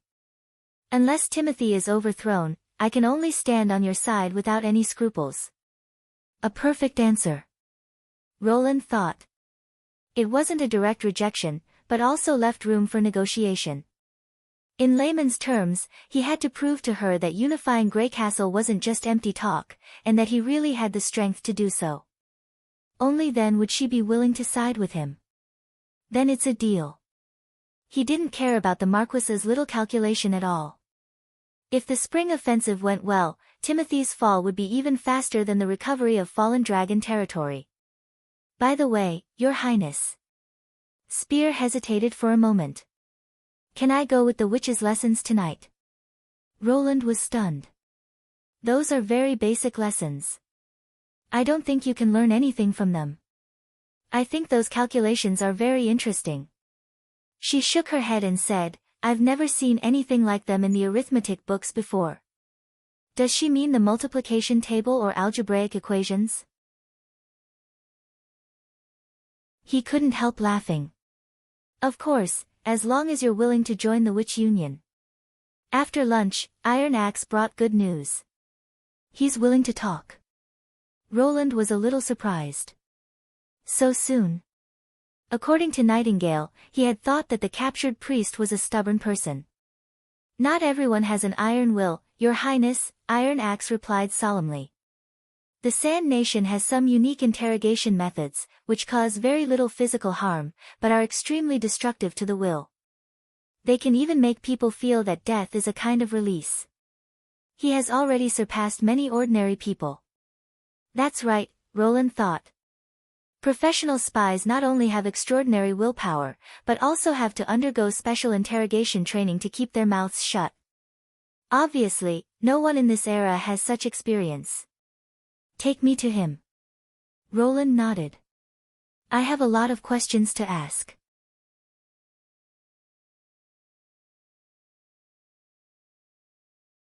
Chapter 423.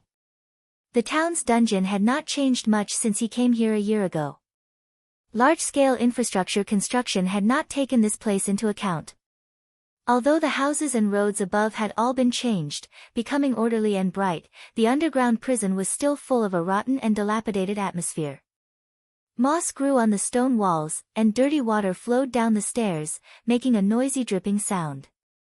The only difference was that there were few prisoners left in the dungeon. With the expansion of the territory, people could always find a job to fill their stomachs as long as they were willing to work. As for the scoundrels who refused to repent, they were all sent to the mines, where they were naturally taught how to behave with whips and sticks. Since the lowest cell had been destroyed by Anna and there was no need to repair it, they simply sealed the entrance and abandoned it. Roland followed Iron Axe to the center of the third floor of the prison and saw the imprisoned priest, who was also the only prisoner on this floor. He was not hung on a rack, nor was he tortured to a bloody pulp. In short, it was completely different from the interrogation scene that Roland had envisioned. He was sitting in a corner of the cell, leaning against the cold wall. His clothes were basically intact, but he looked a little dispirited, pale, and dazed, as if he had lost his focus. Is he all right? Roland asked in a low voice. Not a big problem, Your Highness, Iron Axe bowed and replied. If you have any questions, you can ask him directly. The prince nodded. It seemed that the Sand Nation's way of interrogation was indeed different, but he was not interested in how Iron Axe did it, nor did he want to find out whether it was humane or not. He just wanted to get the result.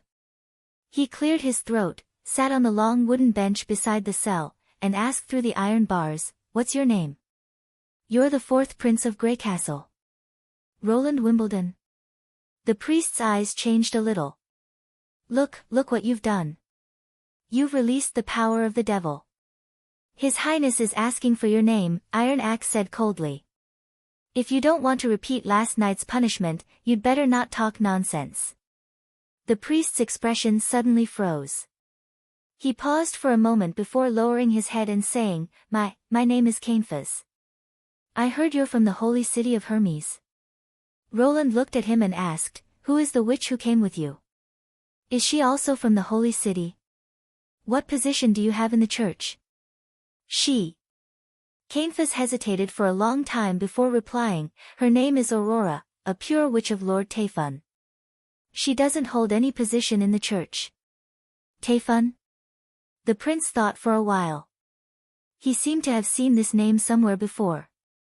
He's one of the 3 archbishops of the Holy City and is in charge of the church's external affairs. He's also an important figure second only to His Holiness the Pope, the priest explained. Roland finally remembered that he had indeed seen this person at the royal city's celebration. On that day, Wimbledon 3 held a grand coming-of-age ceremony for Tilly Wimbledon. The bishop sent by the church to host the ceremony was Tayfun. In his memory, he looked like a kind old man. His smile was filled with love and compassion, as if nothing ugly in the world could have anything to do with him. "What are pure witches?" Cainfas hesitated again until Iron Axe scolded him. He reluctantly explained, "Pure witches are witches trained by the church. Only the archbishops or His Holiness the Pope can control them. I don't know much about them." Roland scratched his ear and asked Nightingale for confirmation. The response he got was that Nightingale was not lying. "How many people know that the church hides witches?" The priest shook his head. "I was only told by Lord Tayfun in the last 2 years. He told me not to mention it to other believers, so I don't know who knows. It seems that the church is very secretive about training pure witches. At least they don't implement 2 sets of rules in public," Roland thought. "This is good news for me." He had only guessed before, but now it was confirmed. He had one more piece of evidence to destroy the church's faith. If the believers knew that the doctrine they regarded as the truth was just a piece of fictitious waste paper, and that the church secretly adopted the devil's minions in the name of eliminating the devil's forces, what would they think?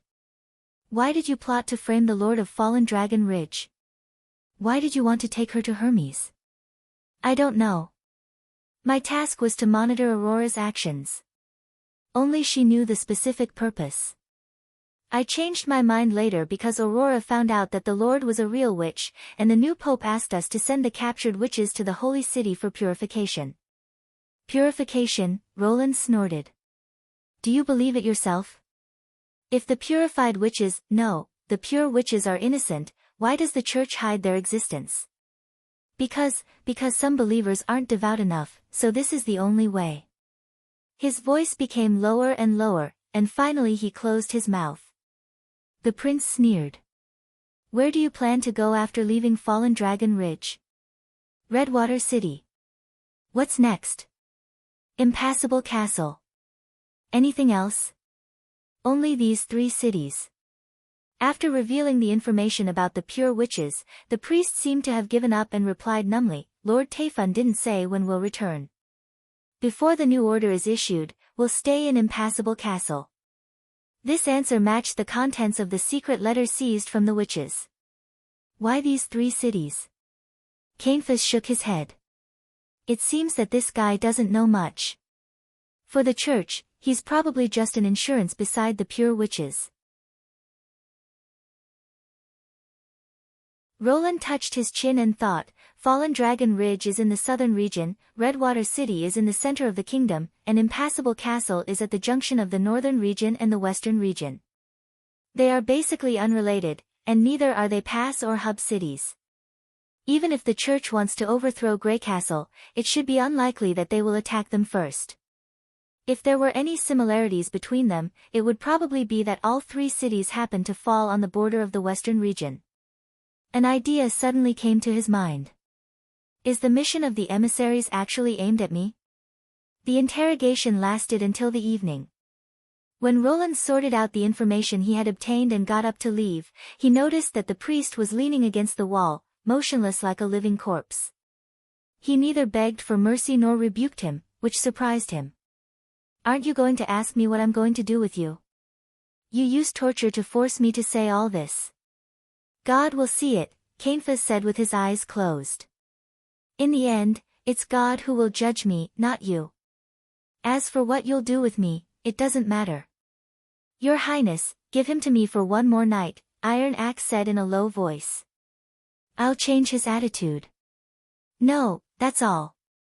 Since the priest had said what needed to be said, Roland was not interested in torturing him for the sake of torturing him.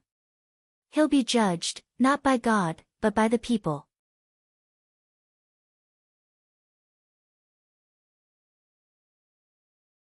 Chapter 424. For the first time since the beginning of winter, a wooden stage was set up in the center of the square of Border Town. But this time, it was not for a theatrical performance, but for the first public trial of the town. The announcement had been sent out 2 days ago. On the day of the trial, the wooden stage was already crowded with people. The expanded square was much larger, but it still could not accommodate so many people. Sporadic snowflakes were falling from the sky, but everyone was in high spirits and completely ignored the wind and snow. When Roland stepped onto the stage, the atmosphere suddenly reached its peak. Looking at the people waving their arms at him, he could not help but sigh. Compared to a year ago, when he participated in Anna's trial here, he was almost a laughing stock in the eyes of the nobles, and his influence on the people was even closer to zero. In just a year, the situation had become completely different. With a burst of cheers, Priest Campus was also pressed onto the stage. Facing the dense crowd, his expression changed a little.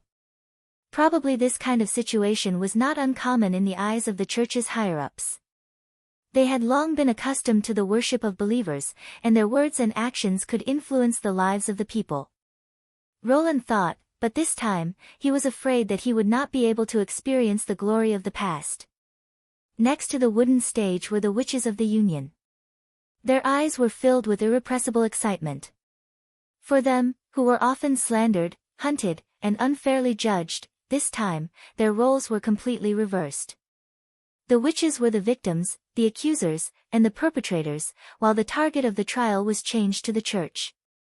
It was not that they had not imagined such a scene, but they did not expect that this day would come so soon. Roland pressed his hand down, and the people suddenly quieted down. "Greetings, my subjects. Today, I have gathered everyone here to announce a shameless crime to you. The church has concealed the truth from the beginning. If it were not for the fact that the priest from the Holy City had been arrested in a case of rebellion, I would not have been able to know such shocking news." 2 days ago, Roland repeatedly thought about how to publicize the crimes of the church more effectively. Obviously, the rebellion in Fallen Dragon Ridge could not be the focus, because the people would not care about what happened in a distant small city. The Battle of Divine Will and the Witch Kingdom could not be mentioned either, because the things that happened hundreds of years ago were too vague, and exposing the existence of the demons could easily cause panic. If he wanted to arouse the anger of the people, he had to start with the things that they cared about. In other words, he had to be grounded. There was no doubt that the witches who lived here were the closest to their daily lives. The church claims that witches are the devil's minions, unclean and ominous, but in fact, whether it is the Pope or the Archbishop, they are raising witches, and the scale is astonishing. This is what the priest himself said. Roland turned to look at him. "Am I right?" After a long silence, Campus replied, "Yes." A commotion broke out among the crowd. "Your Highness, is he really a priest from the Holy City?" someone asked. "Of course." Roland cast a praising look at Echo. "Moreover, he was sent to Grey Castle in the name of the church's saint. The documents he carried proved his identity. Instead of letting them think about it later, it was better to let Echo raise the question first, and then he would answer it himself. Moreover, these things were genuine, and there was no need for him to forge them. Back to what I said before, my people, the prince continued. Pay attention to the word I used, raise. Yes, they collect the baby girls and female orphans from all over the kingdom and send them to the monastery in the holy city, where they are raised like animals. Due to the low rate of witches, only a small number of people can become witches, and then they are further trained. Those who can't become witches become the playthings of the believers of the church. No, these. Campus raised his head and opened his mouth, but found that he could not make any sound. In order to get more witches, in addition to taking in female wanderers in the name of relief, they even collude with the black street rats to steal babies. Think about it, my people. If there is a church in this town, not only will you lose Miss Nana, but your own children and children may also disappear for no reason. But they claim that witches are evil people who have been tempted by the devil, and they also drive the believers to persecute these innocent women. Can you tolerate Miss Nana being framed by them? No, Your Highness, never. The square instantly boiled up. The crowd clenched their fists and expressed their indignation to the priest. Miss Nana can't be evil. She cured my burns with her own hands. I watched her grow up, and my daughter went to Teacher Carr's academy with her. If not for her, I would have died under the claws of demonic beasts. She is the angel of the First Army. Roland paused for a moment, waiting for the crowd to vent their anger, and then suppressed their discussion. So, why do they do this? This question caused a stir among the people. Because the church needs witches to maintain their rule. Not waiting for them to speculate too much, the prince directly said, everyone has seen the witch's ability. It can be said that they are diverse and incredible. In addition to Miss Nana's ability to heal wounds and Miss Lily's ability to kill the demonic plague, there are many other abilities that can change our lives, for example, the water supply equipment in the community, which was personally made by Miss Anna and Miss Soraya.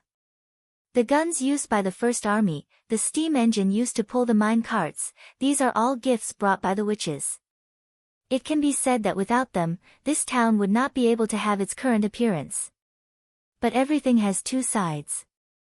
Just like a sword, it can be used to fight against demonic beasts, but it can also be used to kill innocent people. The church wants to use the witch's ability to harm good people. Those who do not listen to their teachings are regarded as the abandoned children of God. But in fact, the high level of the church is doing heinous deeds, completely regardless of whether their God is watching them or not. My people, if your children were taken away by the church and trained to be the whips and blades in their hands, then turned against you, how sad it would be.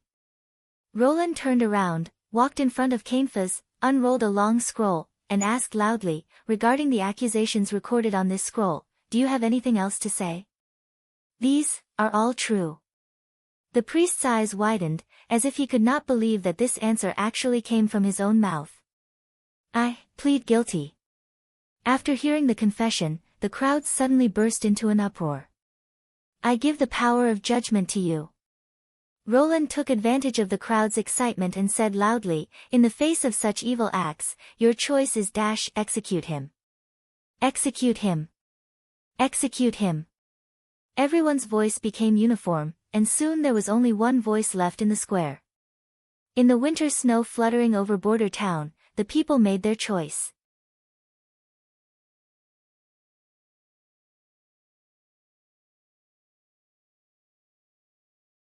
Chapter 425. After reading the two contracts several times, Spear Passy solemnly signed her name at the end. One of them was the Memorandum of Unification, and the other was the basic constitution of the Witch Union. The former stipulated that after Timothy Wimbledon's rule was overthrown, she would lead the whole of Fallen Dragon Ridge to pledge allegiance to Roland Wimbledon. At the same time, she would respond to the new king's request and hand over the enfeoffment power. In return, Roland would guarantee her other rights as the Lord of Fallen Dragon Ridge. The memorandum categorized the duties into three categories: personnel, administration, and finance. Although it was a bit novel, it was easy to understand and basically included the matters she dealt with daily. The latter was a decision Spear made after a long consideration. At present, the Witch Union was undoubtedly working for His Highness Roland. She didn't want to tie herself to Prince Roland's carriage so soon. After all, he only occupied one corner of Grey Castle. However, the content of the evening classes was quite attractive. She vaguely sensed that the strange calculation methods would be of great help in the management of the territory. Fortunately, the requirements in the constitution of the Witch Union were very loose. It was more like a formal consensus and didn't even restrict the members' freedom of movement. She had asked His Highness about this, and the answer she got was that they could leave whenever they wanted. "I've signed it." Spear handed the 2 exquisite parchments to the table, but Roland didn't respond. His eyes were fixed on the empty space beside him, as if he was thinking about something. "Your Highness." "Ah." He blinked as if he had come back to his senses. "Let me see." This kind of distracted state was rarely seen in the previous negotiations. It seemed that after yesterday's trial, there was a trace of hesitation between His Highness' eyebrows. It was hard for her to understand. The trial was undoubtedly a great success. The people stood on His Highness's side without hesitation and cheered for him. Before this, Spear had never thought that the common people would support a noble so much.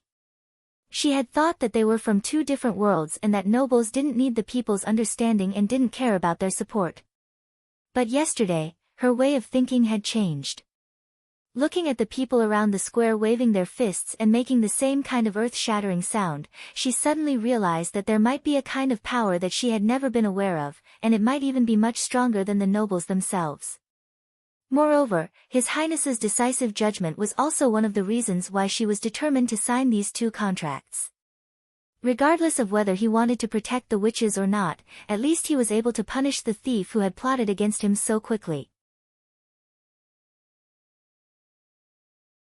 This in itself was a kind of sincerity. Since that was the case, she should respond. However, His Highness did not seem satisfied. Was he regretting publicly opposing the church? Spear knew that this was not an easy enemy to deal with. It was related to the direction of future cooperation, so it was better to ask clearly. She hesitated for a moment and then put forward her speculation. His Highness was stunned for a moment, then he smiled and shook his head. "I have never regretted fighting against the church.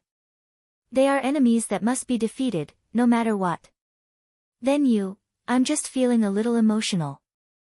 "Emotional?" "I'm telling the truth and exposing the crimes committed by the church, but I still feel a little embarrassed." He shrugged his shoulders. "It seems that I'm far from being a qualified politician." "Politician? What was that?" "Someone like an astrologer, someone who focused on studying politics." Before she could ask, His Highness stopped this topic. "I'll accept the contract. I heard that your ability is related to controlling magic power." "Yes." Spear did not continue to ask. "To be precise, it's to extract a witch's magic power for other witches to use. Of course, I can also withdraw my own magic power to achieve the purpose of consumption. This process has almost no effect on the outside world, and I can repeat the process in the castle at any time." "How did you discover that you have such an ability?" the prince asked curiously. "Since I awakened," the Marquis replied. "I don't know how other witches understand their ability, but I can feel its existence. It's like suddenly having an extra organ." "Interesting." He nodded thoughtfully. "You should know why I sent Nightingale to Fallen Dragon Ridge to invite you. You need my ability." Spear paused for a moment and put her hand on her chest. "It's my pleasure to serve you." Since she could not return to Fallen Dragon Ridge now, she might as well see what the prince usually did. Although she had only been in Border Town for more than a week, she found that the scene here was very different from other territories. It was a remote place far from the center of the kingdom, but it was no less lively than King's City. As a lord, she was full of curiosity. What surprised Spear even more was that the life of the local witches was completely different from what she had imagined. Prince Roland did not control them too much, but let them do whatever they wanted. This could be seen from the fact that he waited for Nightingale to return. He obviously wanted her to return earlier, but he still agreed to her request. His Highness did not treat them as his servants. She knew that some nobles secretly hid witches because of their beauty. Now that His Royal Highness was openly recruiting witches, she thought that he would be more unscrupulous, but she didn't expect that he would be so cautious in this regard. Was he still the rumored lustful and incompetent Prince Roland?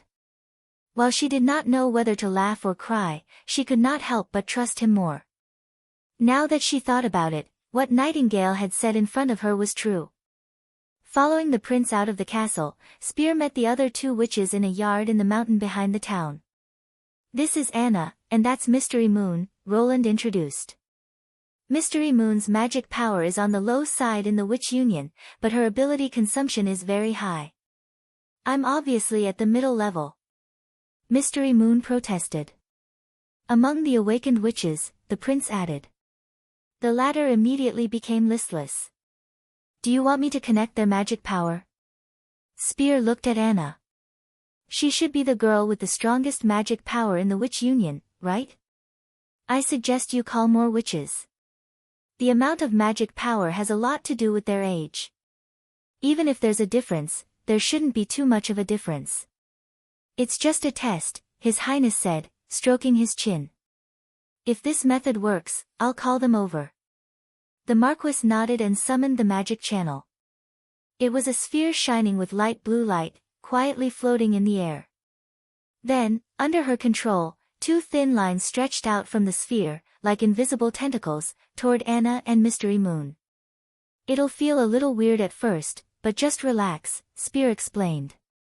"If you resist, it can't transfer magic power by force." When the tentacles sank into Anna's chest, she suddenly froze. "What is this?" The tentacles didn't seem to be connected to rotating magic power, but to a hard metal cube.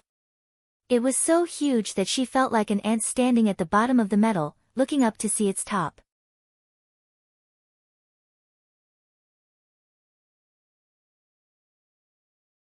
Chapter 426. How could there be such a form of magic power? Spear stroked the edge of the metal in disbelief. This was her unique way of perceiving magic power. After connecting the channel, she could see, touch, and even smell the magic power in the witches' bodies, as if she were walking into their bodies. The surface of the metal was hard, cold, and as smooth as a mirror. She could see every detail of the tentacle clearly. When it touched the cube, it bounced off immediately. "Relax," the Marquis comforted her. "This thing won't harm you." But she wasn't sure if her ability would work on this hard metal. Anna's magic power didn't seem to flow at all. After several attempts, the tentacle finally stuck to the cube. However, the magic power didn't react. "What's going on?" Nightingale noticed that something was wrong. "I've never transferred magic power like this before. It's too huge, and it doesn't seem to be a flowing aura." Spear felt her throat dry. After the channel is connected, the magic power should be absorbed by the core. "Let me try to inject magic power into it," Anna suddenly said. "Just like how I used the sigil of God's will. Be careful not to output too much at one time." His Highness nodded. What was the sigil of God's will? Spear found that since she came to the small town, she had heard several new words with unknown meanings every day. Just as she was puzzled, the magic power in Anna's body suddenly changed. The perfect mirror was broken at this moment. Ripples appeared on the metal block, and the lightless liquid squeezed into the pipe as if pushed by something and swarmed toward the floating ball. Then she felt its weight. This liquid was extremely heavy. Different from the previous magic cyclones, when it flowed into the core, it felt like stuffing iron ingots into it. Spear found that her magic power consumption was increasing rapidly. This was incredible. Previously, she could easily maintain this ability for more than half a day, but now she found that at this rate, she might not be able to last more than a quarter of an hour. Helplessly, she pulled out an extra tentacle from the core and connected it to her body, using the magic power provided by it to maintain the channel. When the ball of light was completely filled, Anna's metal cube still maintained its original form, as if the magic power was just an insignificant part of it. Spear really wanted to swallow what she had just said. She coughed and said, "Well, the channel can now provide magic power for Miss Mystery Moon. What should we do next?" "Just keep it," Prince Roland said as he handed a cylinder that looked like it was made of red copper to Mystery Moon. "The rest is up to you." "Yes." The latter took a deep breath, held the bronze pillar with both hands, and closed his eyes. His mana began to flow frantically. Spear saw that the metal block inside Anna was glimmering, and the liquid in the core was being drained and refilled quickly. The whole tunnel kept shaking, as if it could be torn apart by the surging magic power at any time. Fine beads of sweat appeared on the Marquise's forehead. She felt as if she was standing in front of an overwhelming tsunami. On the other side, Mystery Moon's brows were slightly furrowed and her cheeks were flushed. It was obvious that she was also suffering from the impact of the waves. But compared to herself, who was just lucky, Mystery Moon should have been more affected. Even so, she didn't stop using her ability, which was proved by the rapid consumption of her mana. Are these girls all monsters? Spear didn't know how she managed to hold on until the end. When the mana in Anna's body was exhausted, she felt weak in her legs and didn't even have the strength to stand. It's done. Mystery Moon opened her eyes and raised the bronze pillar excitedly. I did it. Well done. Roland carefully clamped the bronze pillar with a pair of wooden pliers as if it were a red-hot soldering iron. What's this? The Countess asked. It looks the same as before. A strong magnet whose magnetic force is constantly changing, the prince replied. I don't know if it will form a channel with the earth and discharge electricity when it's held in someone's hand. It's better to be cautious about this. Spear blinked and asked, what? Nightingale laughed. Ignore them. Only Anna can participate in this kind of conversation. Then, what's its use? Now, it's time to verify it. Roland placed the copper pillar into a black iron lump in the middle of the yard. At first glance, it looked like a huge iron tube. At the bottom was a wooden pedestal, and in the middle was an iron rod as thick as an arm. Then the prince looked at Mystery Moon and said, turn the switch on. If it works, you'll bring a new source of power to the town. Mystery Moon nodded, grasped a wooden handle beside the iron lump and pulled it down with force. Sparks burst out from the handle, making a crackling sound. Spear was surprised to find that the iron rod in the middle of the cylinder was spinning rapidly. The problem was, this solid long rod weighed at least 1 or 2 people. How could it spin so fast? Does this count as a success? Not yet. The prince found a chair and sat down. He smiled and said, the key is to see how long it can run. Spear noticed that the prince's eyes were shining, as if he was gazing at a dazzling jewel instead of a simple and crude iron. 3 days later, Roland pushed open the gate of the backyard of North Slope Mountain again. Hearing the noise, Anna stopped what she was doing and strode up to him. She said with irrepressible excitement, it's still running. Even without her reminder, the prince had also heard the buzzing sound of the electric motor. For him, this noise was like the sound of nature.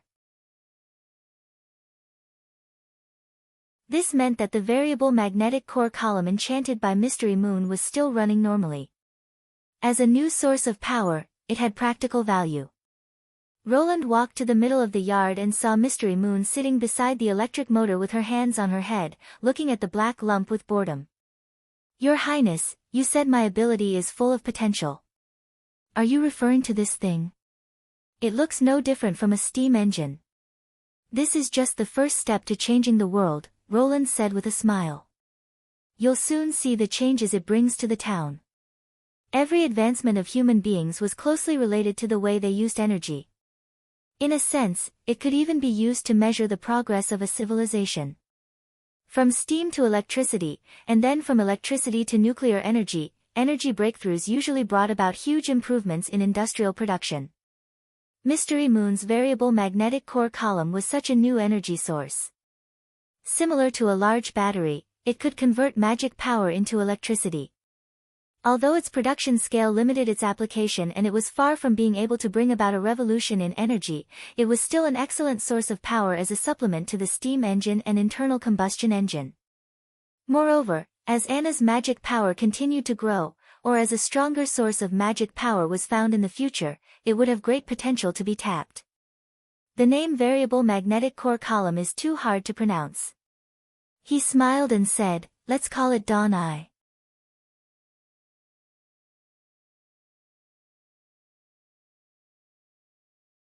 Chapter 427.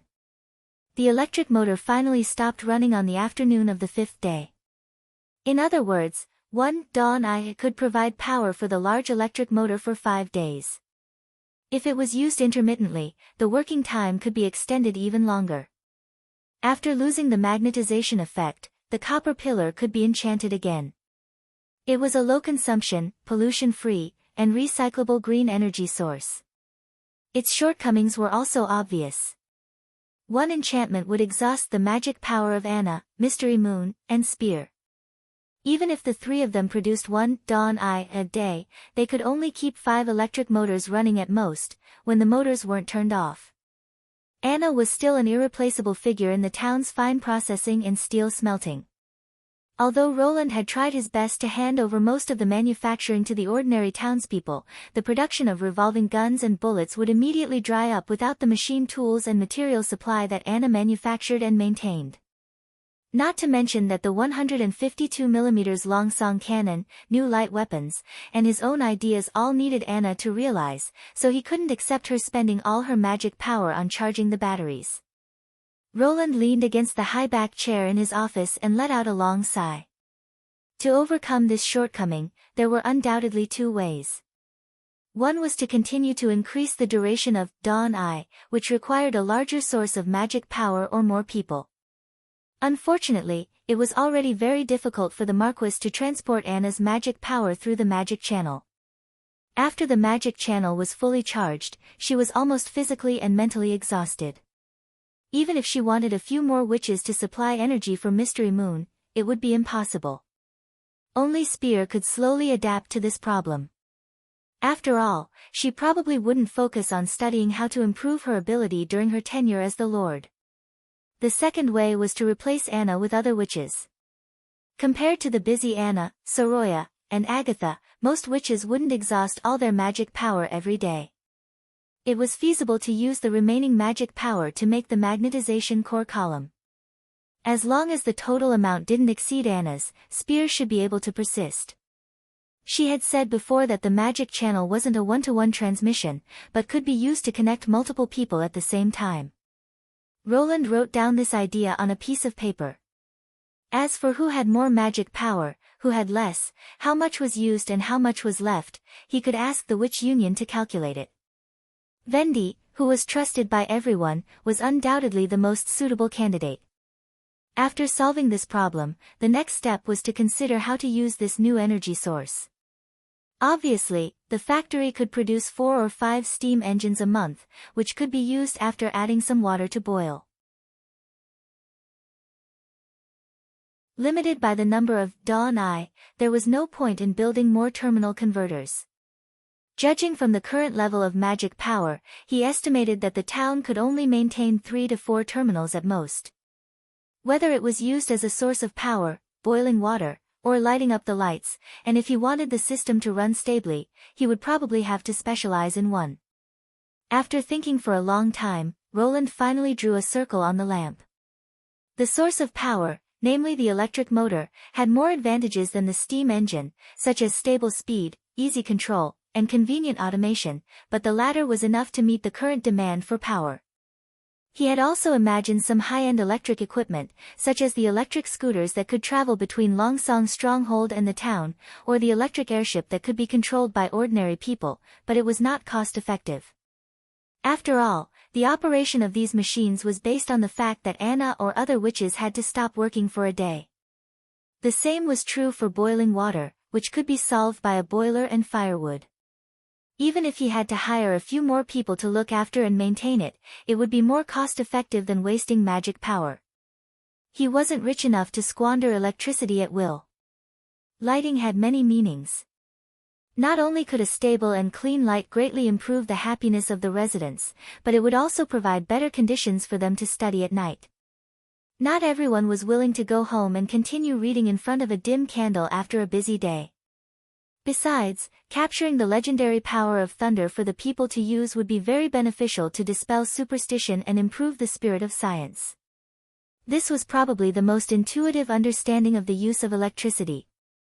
Airships and electric scooters, no matter how incredible they looked, were still far from them. Another important point was that the weak light of candles could not meet the needs of night production. With electric lighting, the factory could maintain production even at night, and could even implement 3 shifts when necessary, which meant that the work efficiency of the town would be further improved. After setting the direction of development, to achieve this goal, a series of problems needed to be solved, such as the manufacture of light bulbs, the erection of lines, the power supply plan, and the promotion of electricity consumption. But these could be considered later. Thinking of this, Roland called Vendi. You mean, we should calculate the daily consumption and remaining magic power of the sisters and send it to Mystery Moon according to the plan? Vendi asked after listening to his explanation. Yes, we don't need to calculate the combat witches who have fixed tasks. The prince nodded. What do you think? In essence, it was to deduct the remaining magic power after ability practice, task consumption, and emergency preparation, and then break it up to ensure the production of Dawn Eye. In this way, not only could they make full use of the witch's power, but they could also strengthen their practice, which was a great help to the improvement of magic power on the Day of Awakening every year. I think Hummingbird and Echo will be very happy, Vendi said with a smile. In this way, they can also play the same role as Anna. But how do we measure the remaining magic power? Let's use the stone of measuring to determine it. This is the common method used by the Union in the past. Yes, Your Highness. She bowed slightly and said, by the way, today is Lucia's day of adulthood. Should we gather all the members of the Union to spend the night with her? Roland was startled. Ah, if you didn't mention it, I would have forgotten. You have too many things to remember, Vendi said softly. I have recorded the growth history of each sister in the book, so that it will not be missed. After Anna had passed the Day of Awakening, Nana, Lightning, Echo, and the others had also passed their second birthdays, but the significance of the Day of Adulthood was more intense. It was a special Day of Awakening. Although it happened on the same day, the magic power bite suffered on the Day of Adulthood was several times more than usual. Before the witches could master the pain of the bite, it was the most difficult life and death situation for them. Once they reached adulthood, their abilities would be stabilized and improved. Some witches would also awaken branch abilities, which were no less significant than evolution. Well, I will prepare a sumptuous dinner tonight, Roland said softly. Not only the Witch Union, but I will also spend the night with her.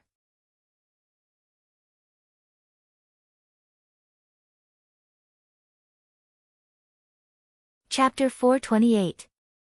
After dinner, Lucia White's room was full of witches. Seeing everyone's encouraging and comforting expressions, she felt her eyes moisten.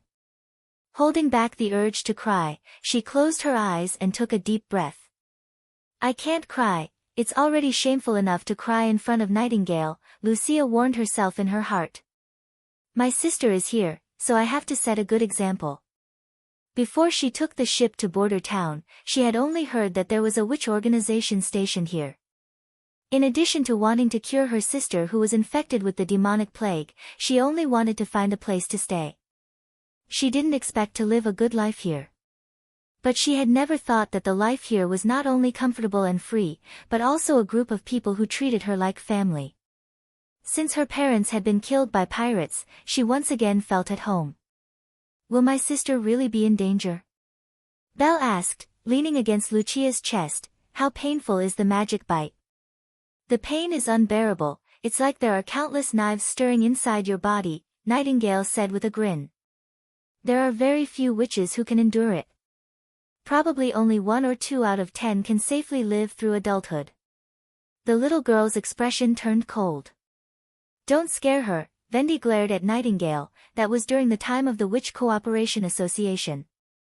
Now, as long as you practice every day and empty your magic power before the day of awakening, there won't be any big problems, Scroll said with a smile. I heard that Anna is still sleeping into adulthood. Moreover, there was also the first high awakening, Agatha yawned. If it were 400 years ago in Tequila, it would definitely cause a sensation. No witch has ever been able to have an epiphany in their sleep. Are you okay? His Royal Highness looked at her. Although work is very important, don't force yourself too much. The Battle of Divine Will is just around the corner. My busy schedule is nothing, Agatha said while covering her mouth. If we fail again this time, it won't be a problem for me to sleep forever. We won't fail this time, Roland said confidently. It's precisely because I'm interested in your inventions that I decided to do more. The Ice Witch rolled her eyes at him. Otherwise, do you think I like staying in the laboratory every day? With that, she tilted her head and muttered softly, even if you don't fulfill your promise, there's nothing I can do to get even with you. All right, don't discuss such a heavy topic at a time like this.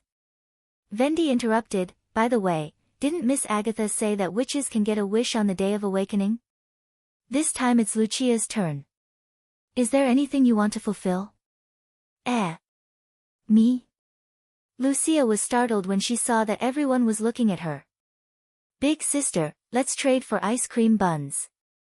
Belle's eyes lit up as she said, just 10 will do, we'll each take half. This fellow only thinks about eating. She knocked on her sister's forehead and looked at Roland. Can I save this wish?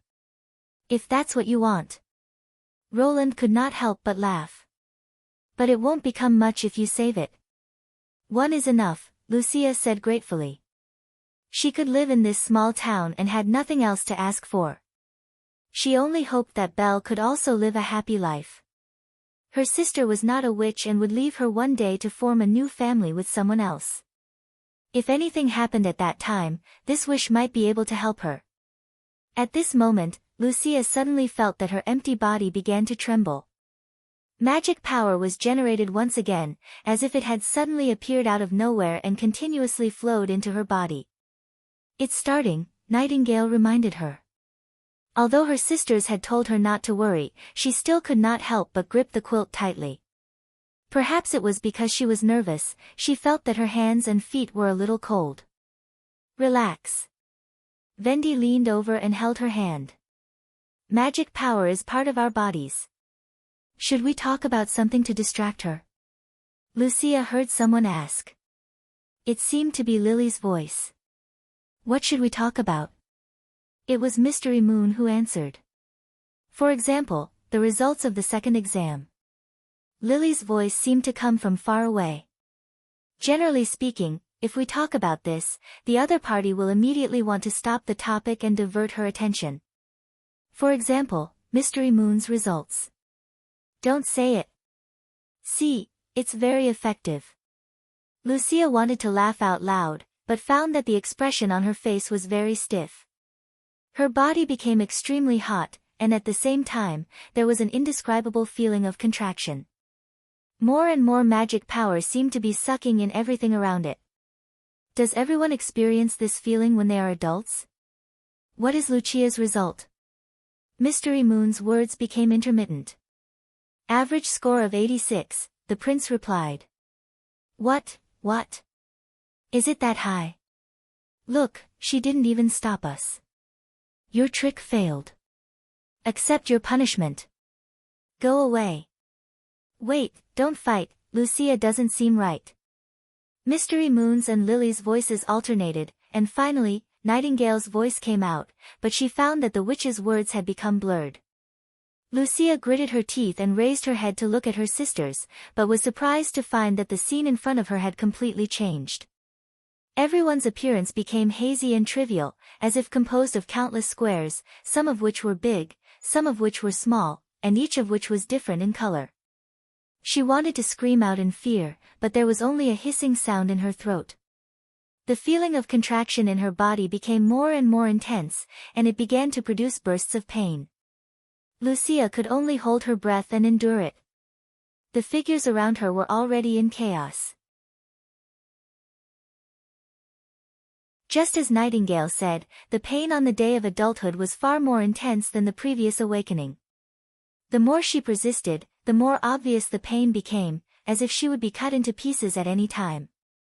Suddenly, a strange magic power entered her body. Lucia could clearly feel that this magic power did not belong to her. It was like a tube, connected to the magic vortex. She had no time to find out what it was, and subconsciously squeezed the surging magic power in her body into the tube, and the pain was immediately alleviated. As if she had found a savior, Lucia kept injecting magic power into the tube to suppress the pain in her body. After an unknown period of time, the strange contraction finally subsided. The magic power no longer rotated, but became full, which was completely different from the previous experience. She blinked, and her vision returned to normal. Looking at Belle, who was about to cry, Lucia patted her head and said in a dry voice, "It's okay now." Only then did she realize that her body was soaked in sweat. The cold wind blew, and she felt a bone-piercing chill on her back. No, how could there be wind in a room full of heating? She turned her head and could not help but be stunned. She saw a huge gap in the wall facing the garden, and the two windows had disappeared, from which the cold wind came. Through the gap, she could see the dark night sky and the lights in the town. Standing in front of this half of the wall was Anna. She looked at her with concern, and the sigil of God's will in her hand shone slightly. "Her ability has condensed," Nightingale said.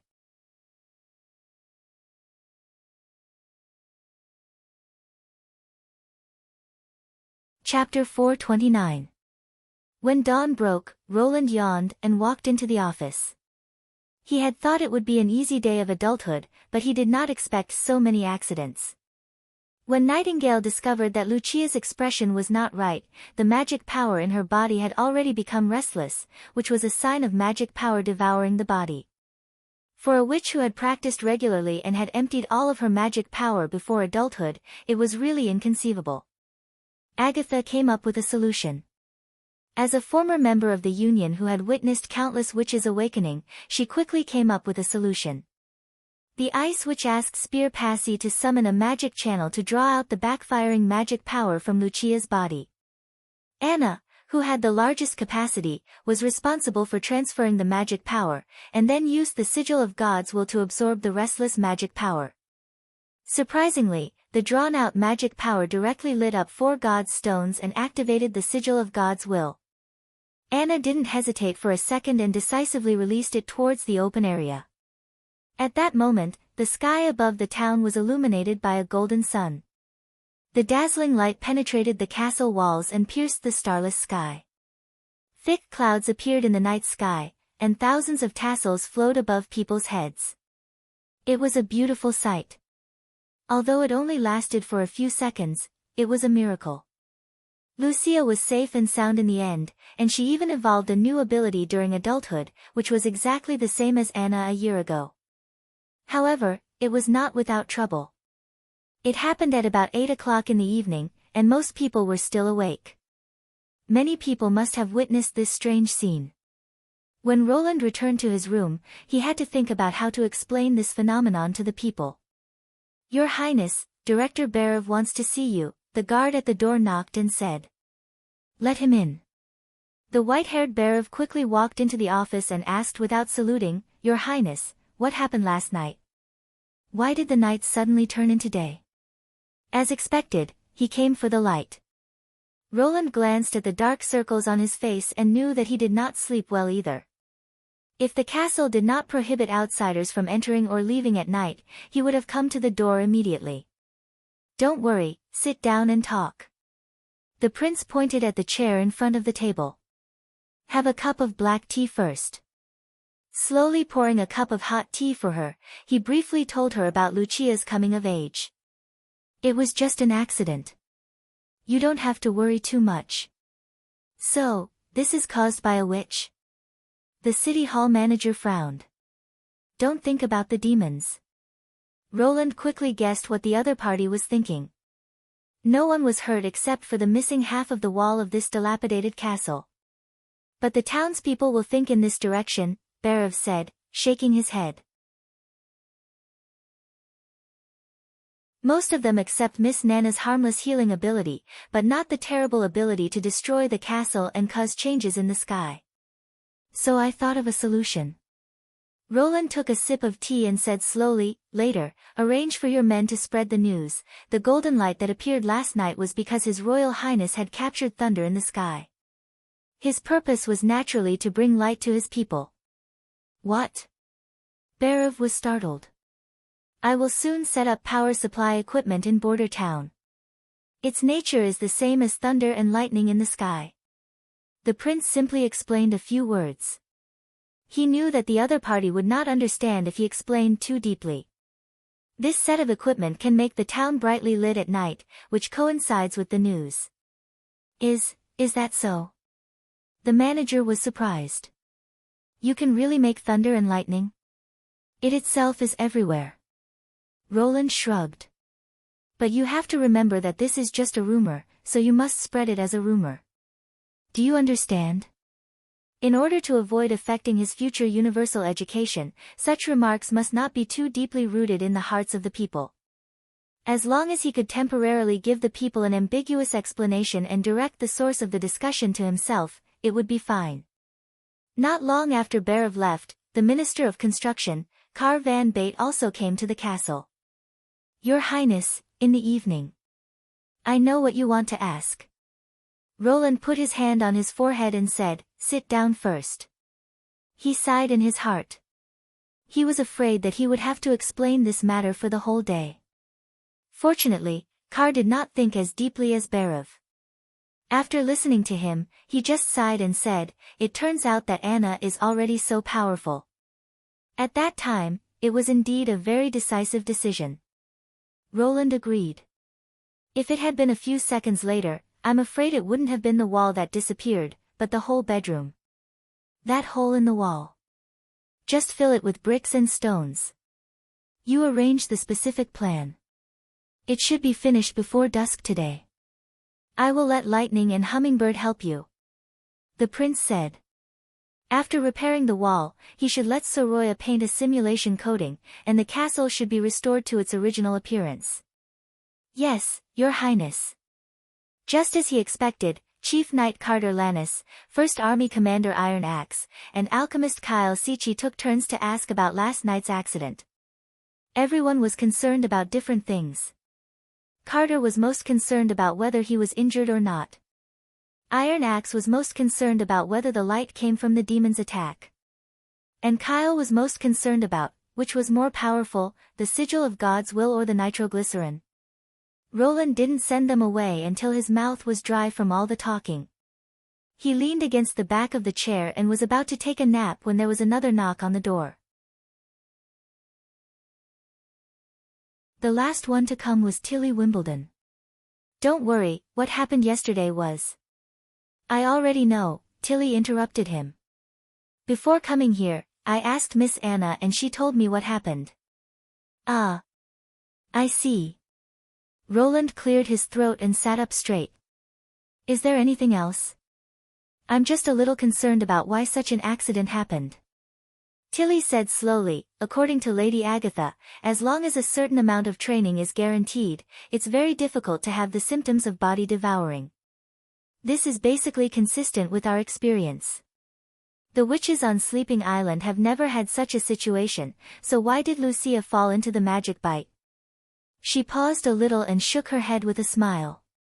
As for the High Awakening, I'm not surprised. Since I came to Border Town, I feel like I can see a few every day.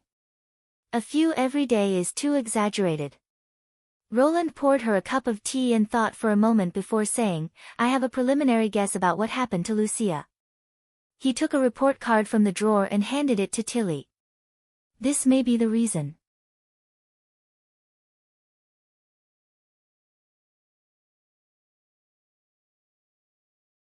Chapter 430.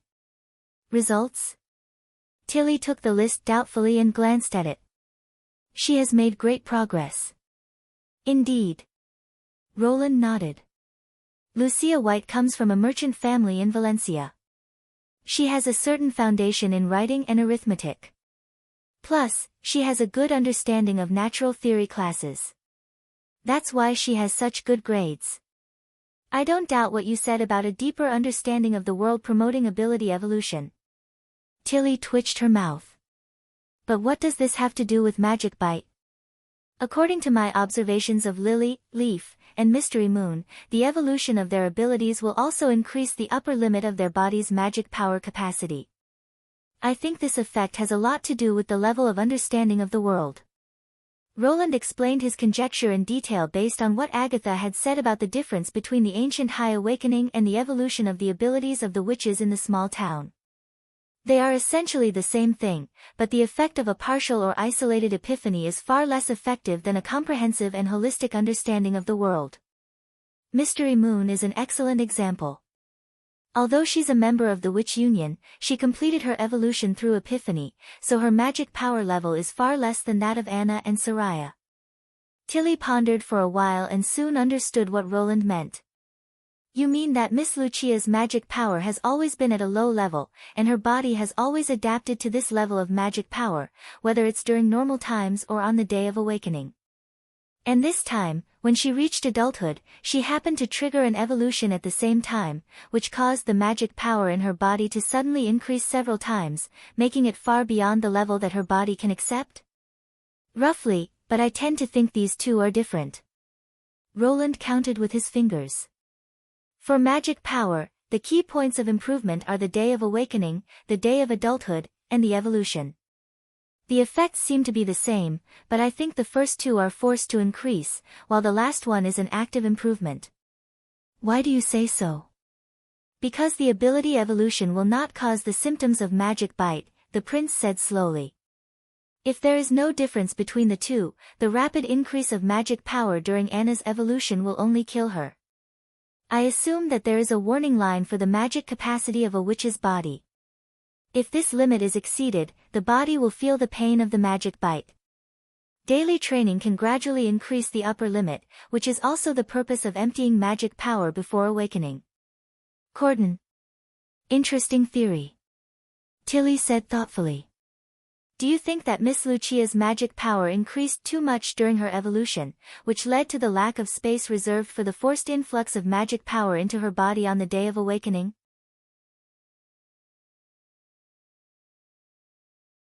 So she finally exceeded the limit and caused this accident? That's right. Like Lucia, Anna underwent her first evolution when she reached adulthood. However, her previous magic capacity was already very astonishing, and her vigilance against the backlash was also much higher than that of ordinary witches. Roland paused for a moment. It also explains why Lucia went back to normal after Spear withdrew the agitated magic power. The magic power didn't belong to her in the first place. Your point can explain a lot. She tucked her feverish hair behind her ears and supported her chin with her hand. Why do witches have different forms of magic power even though they have the same origin? Why can the magic power in the outside world only be seen when a witch awakens? It's because the magic power will only become part of a witch's body after she accepts it. Awakening can be seen as attracting magic power, but in the end, only a small part of it can be left. Evolution, on the other hand, is to expand and strengthen this small part of oneself. The wider the understanding, the better the strengthening effect. As for the fact that there is no limit to the number of times a witch can evolve, how can there be an end to exploring the world? I'm suddenly a little curious. What? If you were a witch, how vast would your magic power be after the evolution? Tilly covered her mouth and laughed. Roland almost choked on his own saliva. Although he really wanted to experience the wonders of extraordinary abilities for himself, he would rather not pay such a huge price. Can I take a copy of your textbooks back to Sleeping Island? She raised her eyebrows. Although her tones sounded very casual, Roland noticed that her right hand was gently pinching the hem of her skirt. Of course, no problem. For such a basic question, he would definitely not make a mistake. Generally speaking, the more decisive the better.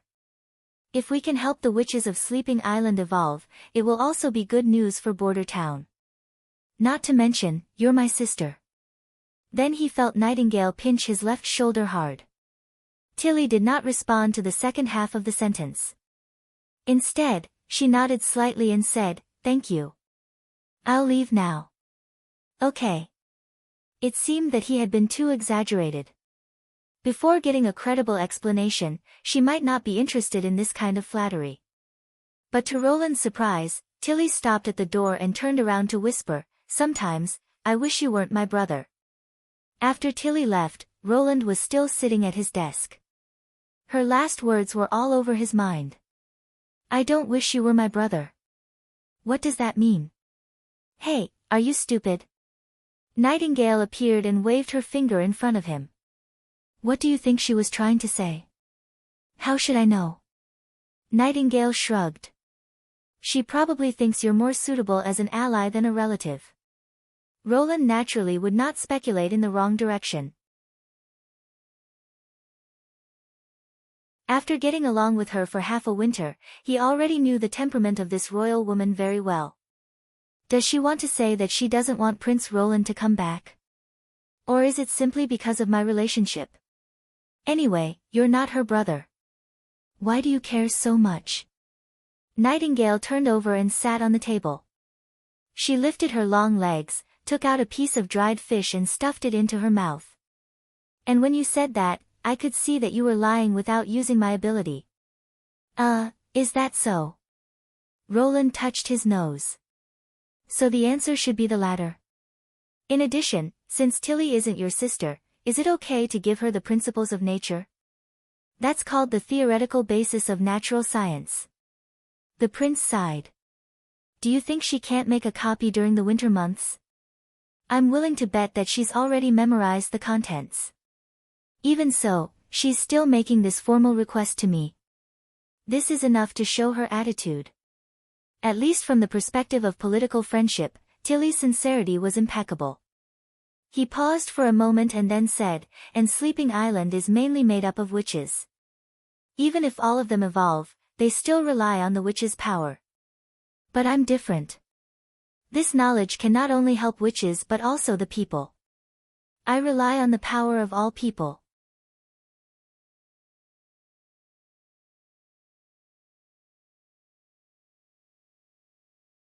Chapter 431. Walking into the backyard of North Slope Mountain against the howling north wind and falling snow, Lucia closed the wooden door to block out the cold. Since winter had come, a wooden shed had been built above the yard. Although it affected the lighting, it could at least prevent the snow from burying the place. A bonfire was burning on one side of the yard. Standing at the door, Lucia could feel the heat from the flames. She took off her gloves and put her cold hands to the bonfire to absorb its warmth. "Are you cold?" Anna, who was standing in front of the workbench, turned her head and said, "Come here. I'll warm you up." "Ah, thank you." Lucia trotted to her, and then her whole body was surrounded by a ball of warm green fire. She felt comfortable and soft from head to toe, as if she was soaking in a bath in the castle. What a convenient ability. Lucia thought enviously. She had never been afraid of the cold. "Is it warm now?" "Yes." She nodded hard. "What are you making?" "No, some parts of a new gun." Anna picked up a slender steel pipe with a piston in the middle and pulled it back and forth. His Highness said he wasn't sure if he could make it on the first try, so he had to try again and again. These parts were shiny and smooth, obviously made of the best steel and carefully cut by Blackfire. Before coming to the town, Lucia would never have thought that the surface of iron could be made as smooth as glass. It was like a work of art. Thinking of this, she could not help but raise the corner of her mouth. His Highness Roland and Anna had both said that without high-quality materials, no matter how precise the processing method was, the finished product would only be full of holes. "Didn't His Highness come with you?" Anna withdrew her green fire. He said he had something to deal with and would come later. He asked me to familiarize myself with my new ability. Lucia curled her lips. What did your ability become after your evolution? She asked with great interest. I don't think anyone in the Witch Union could have caused a bigger sensation than you when you became an adult. Lucia touched her head in embarrassment. If it weren't for you and Lady Spear, I'm afraid I wouldn't have made it to the last moment. You've already thanked me. You don't have to keep it in your heart. Anna waved her hand. Show me your new ability. Lucia nodded and began to drive the magic power in her body. The strange feeling from that night came back to her again. The outline of everything became no longer familiar and continuous, but divided into many small squares, which gathered together according to the color, forming patches of color. But this time, she did not feel the pain of the magic backlash, so she could calm down and carefully examine each square. She picked up a part that Anna had processed. The previously smooth grayish-white surface had become bumpy. Surrounded by magic power, the spots on the surface were clearly visible. There were about 7 or 8 colors, the largest of which was cyan.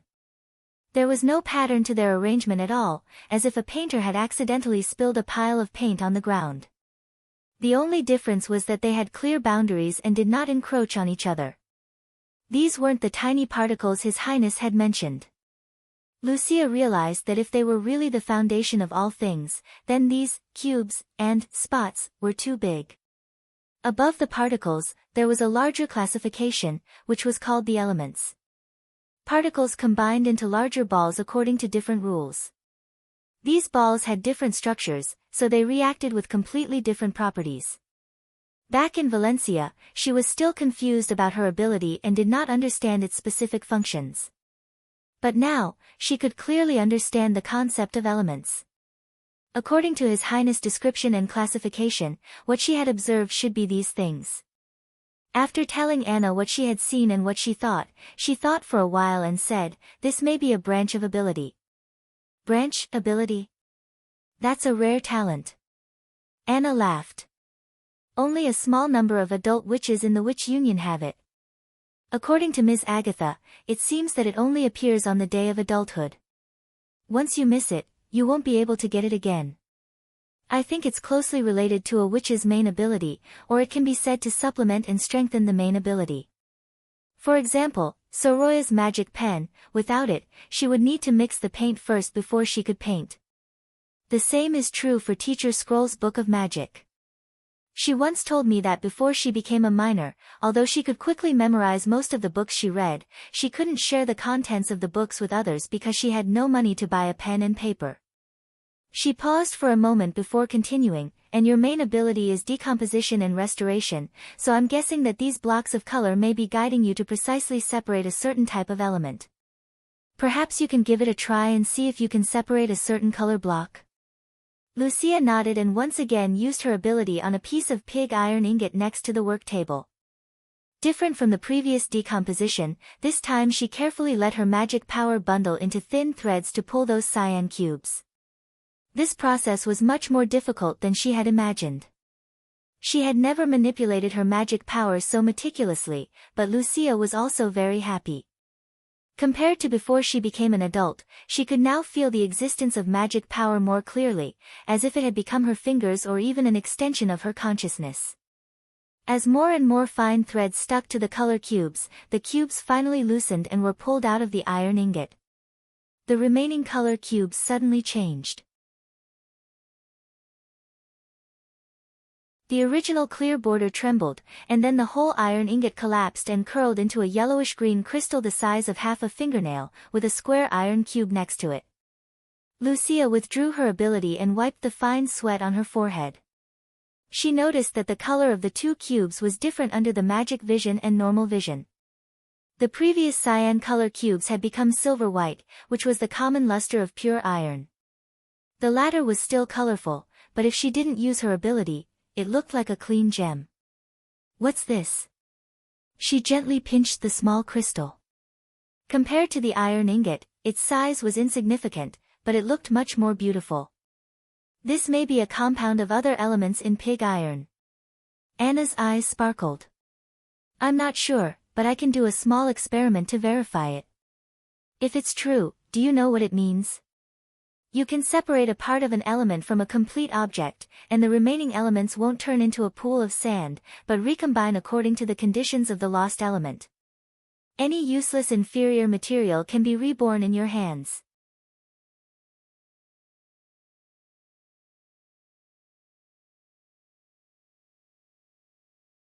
Chapter 432.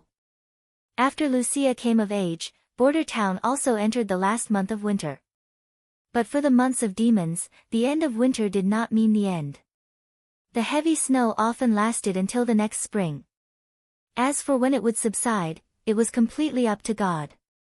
Based on past experiences, the months of demons ended in the first half of the first month of spring, which was quite a difficult period. The second half of the first month was a very difficult period.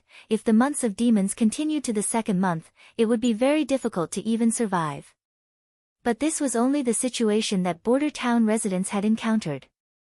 This year's situation had greatly improved. Even if the months of demons lasted until the end of the second month of spring, the stored wheat in the granary would be enough to fill everyone's stomachs. Naturally, Roland would not be satisfied with the passing line of not starving or freezing to death. These days, he had been lying in front of his desk in high spirits, drawing drawings, and thinking about his next stage of large-scale production plan. The entire plan was divided into two aspects, military and civilian. The former included the construction of new weapon factories, bicycle factories, docks, and shallow water heavy gunboats. The latter was mainly about water, heating, and electricity supply in residential areas, as well as the popularization of iron farming tools. It was Lucia White who made him full of motivation. After testing her new ability, Roland clearly realized that the last restriction of large-scale production had been solved, and the productivity of Border Town would usher in a new peak with the growth of the population. This restriction was the supply of materials. Modern smelting was a very complicated subject, and the output of steel was one of the most important parameters to measure an industrial country. But Roland did not know much about it, so the iron-making ability of Border Town was still very backward. The technology was not beyond this era, and the scale was not even comparable to some private smelters of mining merchants. When the iron ore was smelted into pig iron in the brick blast furnace, the good quality was sent to make steam engines, and the bad quality was given to Anna for further smelting into steel. But this process was completely uncontrollable, and the carbon content was also high and low.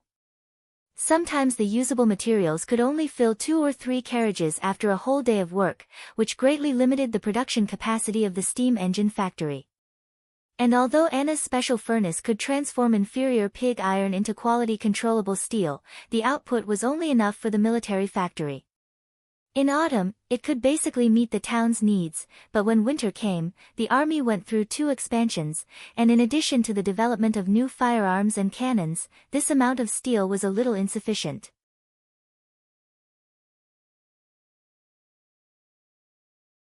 Lucia's evolution could be said to be a cardiac stimulant. Her targeted separation ability could easily remove the undesirable components in the materials, and she could also adjust the proportion of various elements during the smelting stage, so that each furnace of molten steel could maintain the same performance. It could be said that with Anna and Lucia, the level of smelting in Border Town was enough to instantly improve several levels. For that, Roland had asked Anna to put aside all her other work and focus on building the new generation furnace. Compared to the special furnace designed for her before, the new furnace was more than 10 times larger. It was 50 meters long, 10 meters wide, and nearly 4 meters tall. At first glance, it looked like a slender swimming pool. In essence, it was no different from the previous generation of special furnaces. It was still an iron box without any heating equipment. It relied entirely on Anna's black fire to smelt. However, it was buried in the ground and relied on the soil to support the pressure of the molten iron on the walls. There was a walkway in the center, just enough for Anna to heat the iron ingots on both sides at the same time. It only had one advantage, which was that it was large enough. If smelting according to the previous method, just the amount of limestone used to remove impurities would be a large number, and it would take a lot of effort to clean up the generated impurities.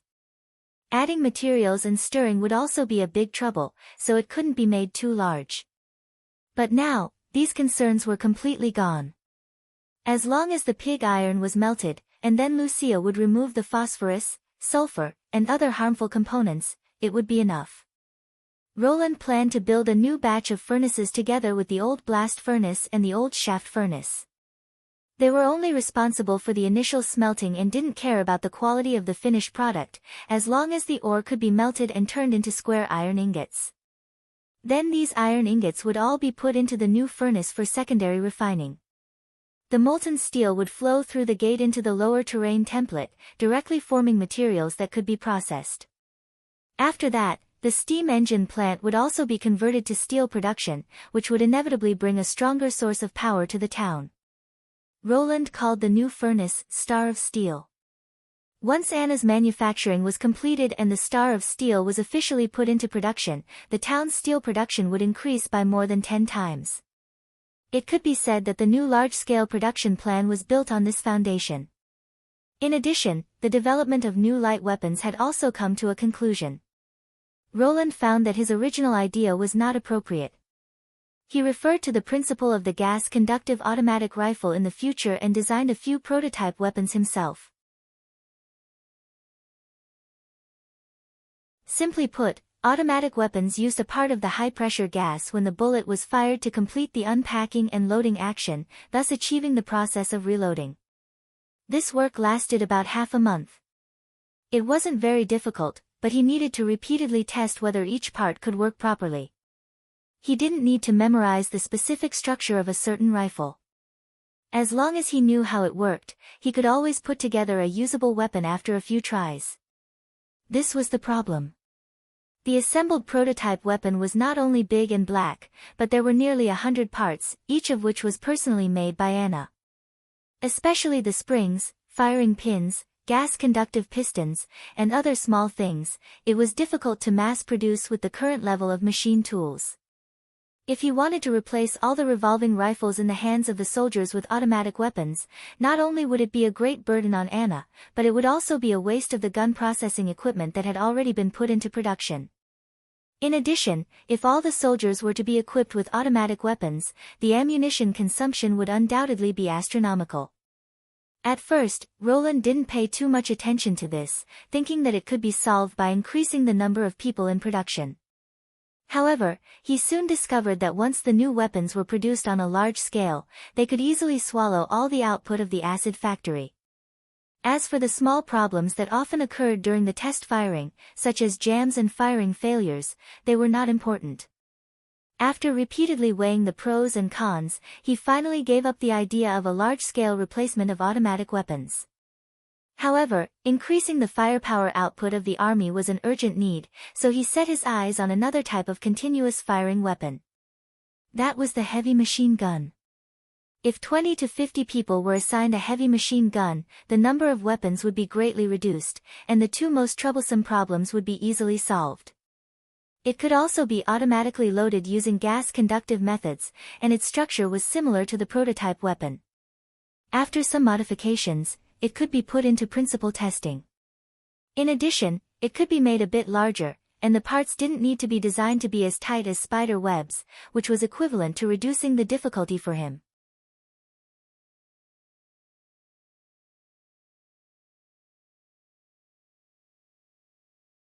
Chapter 433.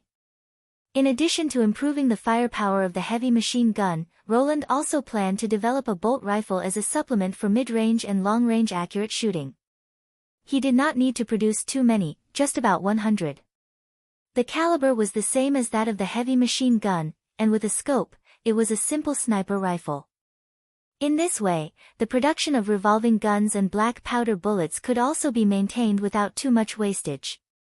During the battle, the field artillery would be responsible for suppressing the enemies within 1,000 to 800 meters, and the heavy machine gun would be the best target from 800 to 500 meters. The enemies within 500 meters would be targeted by the snipers, and the last 200 meters would be cleared by the revolving guns. In theory, there would be no break in the attack. Of course, it would take 3 to 4 months to fully implement this configuration, and it might not be in time for the spring offensive. Therefore, he needed another piece of equipment to make up for the lack of offensive firepower, the river gunboat equipped with 152 mm long-barreled guns. As long as he had one, he would be able to put great pressure on the enemy when he took the initiative to attack. At the thought of the city-building ceremony to be held after the months of demons, the unification of the entire western region, the removal of Timothy from the throne, and the acceptance of the new population, Roland felt that the task on his shoulders was getting heavier and heavier. He even hoped that time would pass more slowly and the months of demons would not end so soon. After entering the western region, the surrounding scenery became different. Otto Luashi lifted the wooden plank of the window and looked out. All he saw was a vast expanse of whiteness. The sky was covered with dense snowflakes, which drifted and swirled in the cold wind and finally merged into the whiteness. It seemed that the snow would never stop. During the 2-day voyage, he saw nothing else. Everything here was covered with snow, including mud, rocks, and trees. If it were not for the constant shaking of the ship, he would not have felt that he was moving forward at all. "Close the window," the captain said grumpily. "If you really want to see, you can go to the deck. No one will stop you." "Has it always been like this here?" He closed the plank indifferently. "Of course. Do you think I'm bluffing?" The captain took a sip from the flagon. "Every year during the months of demons, the western region will be closed by heavy snow. There's no other way to get there except by the Redwater River. There are no more than 10 people in King's City who are willing to brave the damned weather to take this route and still have a ship in their hands." He hiccuped. "So 5 golden dragon is a very reasonable price, understand?" "It's a little expensive, but I didn't bargain when I paid," Otto said with a smile. "That's a good answer," the captain said as he tossed the flask over. "It's warm. Drink a few mouthfuls. It'll drive away the cold." He wiped his mouth and said, "There was a businessman like this in the past. He wanted to get to the western region earlier than anyone else to buy goods, but he was reluctant to pay the extra fare. In the end, he found a group of rats in Black Street to send him there. What was the result? The 2 or 3 mercenaries we brought with us were completely useless. They were all fed to the fish.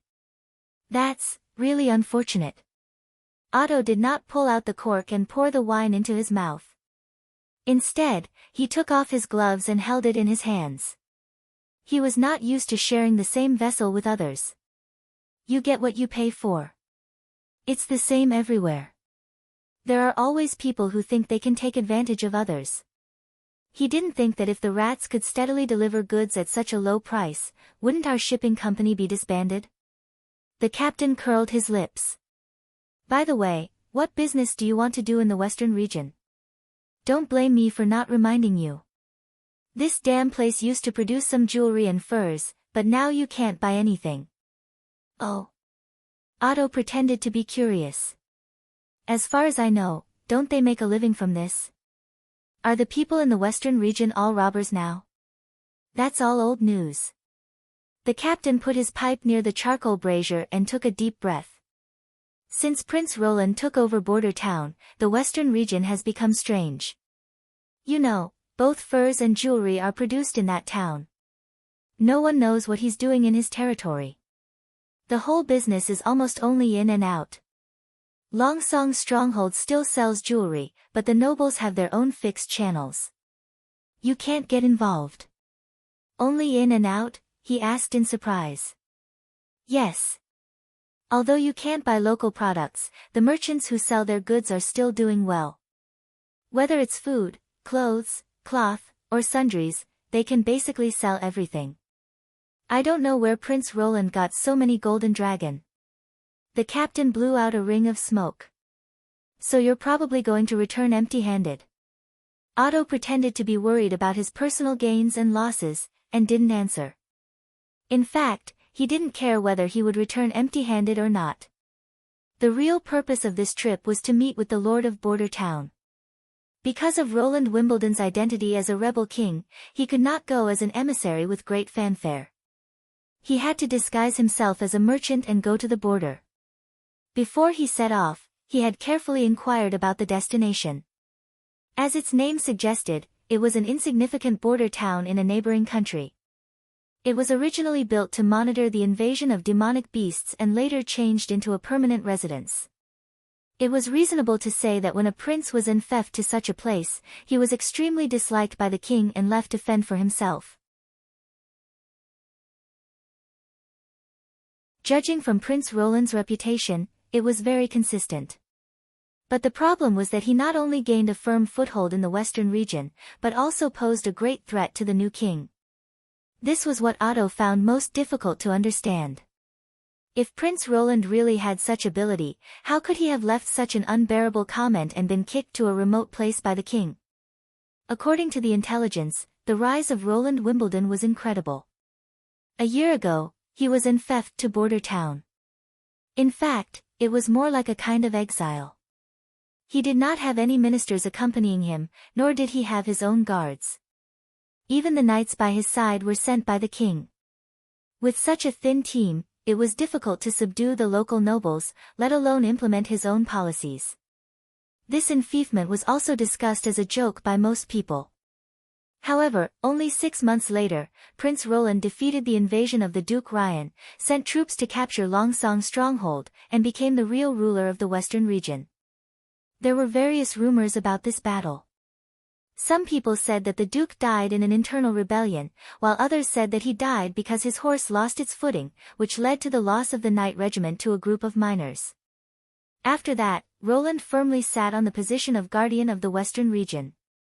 The war caused by the order for the selection of the crown prince became more and more intense. Prince Gerald and Princess Garcia died one after another, and Princess Tilly was missing. The cities of the southern and eastern region were destroyed in the continuous war, and only the western region was safe. This was not because of Timothy's mercy, but because the troops sent by the new king had repeatedly disappeared. Otto was very curious about this. What had Roland done to cultivate such fierce soldiers? "Boss, Border Town is just ahead." The sailor opened the cabin door and said, "We're almost there." "Oh, finally." The captain tapped his pipe. "Lower the sails and raise the flag. Tell the dock we're coming. After we get ashore, I have to find a tavern to have a few drinks." He looked at Otto and said, "Hey, don't forget your luggage. We'll meet in 2 days. If you don't arrive on time, I won't wait for you." Otto shrugged to show that he had no objection. Among all the news about Prince Roland, there was one particular rumor that he was particularly concerned about. It was that Roland had turned to the demons and was secretly recruiting witches. This was the real reason why he could quickly defeat the Duke and occupy the entire western region. The burning of the stronghold church, the killing of the chief priest, and the expulsion of the believers were all evidence of this. In fact, this rumor was also the reason why he made up his mind to come here. He did not care whether Roland had made a deal with the demons or recruited witches. He only cared that Roland had a grudge against the church. In this regard, Roland was more to the Kingdom of Dawn's liking than Timothy. With a violent shake of the cabin, the sailboat docked.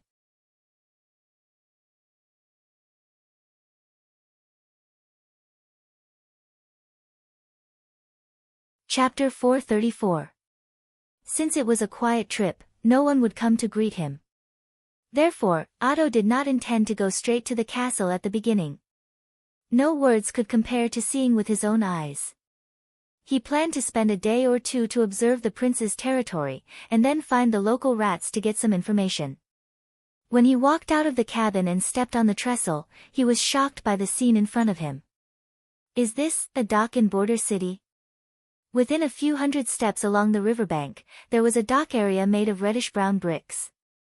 There was a trestle at regular intervals, and there was a sign at the junction of the trestle and the dock, with a number written on it. Otto roughly counted them. There were 26 of them in total. They were neatly arranged, like tentacles extending from the shore. Some of them were covered with snow, while others had yellowish-brown planks exposed.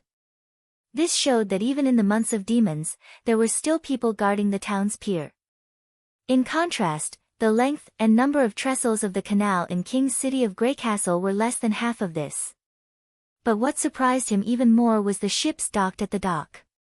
A line of grey wide-bodied ships that he had never seen before was docked not far in front of him. There were 7 or 8 of them. They had a shallow waterline, no sails, no masts, and the size of their hulls did not seem to be able to be moved by oarsmen.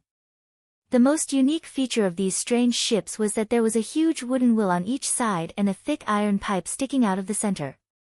They looked different from any other inland river sailboat. Otto watched them for a long time until he felt a chill on his head, but he still could not figure out how these strange ships could move. Patting the snow on his head, he put away his doubts and decided to follow the crew into the town.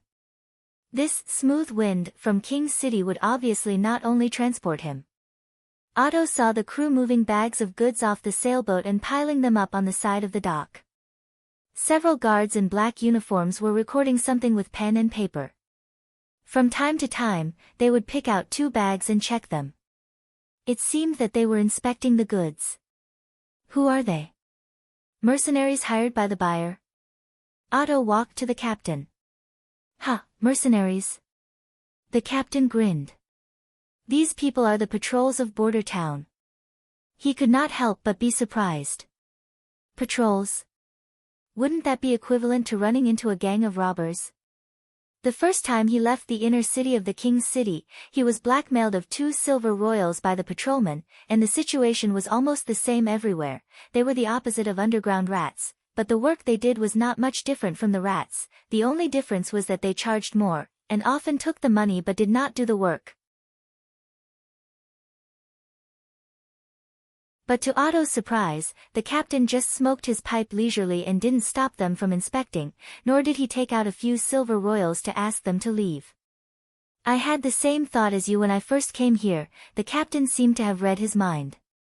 The patrol here is different. As long as you follow their rules, you don't have to pay any fees before entering the market. The patrol team's rules? Otto frowned. Even bandits were reasonable in this place, and they even knew how to write things down with pen and paper. Although they were probably just some crooked symbols, it was still incredible. What are they recording? He asked. The type and quantity of the goods, especially the wheat. The captain spread out his hands and said, they have to check the goods after they arrive at the market in case you sell them to someone else. Here, only the Lord can sell the food. Of course, I don't have any wheat in my goods, so the check will be faster. When all the bags were loaded onto the carriages, they left the dock and headed for the market along the spacious street. Otto suddenly found that his eyes were not enough to see everything.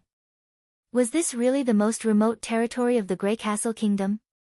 Looking at the flat hard road under his feet, the neat rows of beautiful houses on the street, and the people coming and going, it was not much worse than the City of Glow, the capital of the Kingdom of Dawn.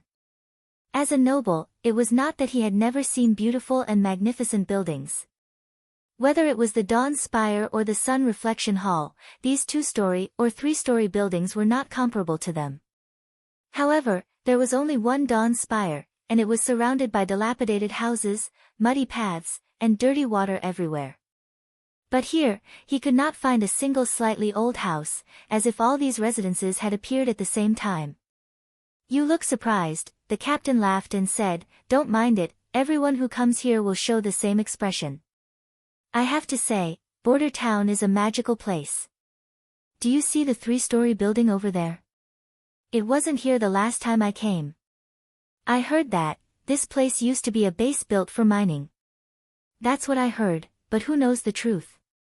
He picked his nose and said, you know, some rumors will become unrecognizable if they spread too much. Maybe there's a lot of gold hidden in the North Slope mine, so His Majesty sent his son here. After all, he's his own son. Wait, what's that? Crossing a flat square, Otto suddenly saw 2 huge colorful balls floating side by side in the air, with a pair of banners hanging below. There were striking words written on the banners, on one side, welcome to Border Town, and on the other side, join now and you can get citizen benefits. Are you asking about the one above or the one below? The captain pouted. I don't know how they got the flying ball up there. As for the one below,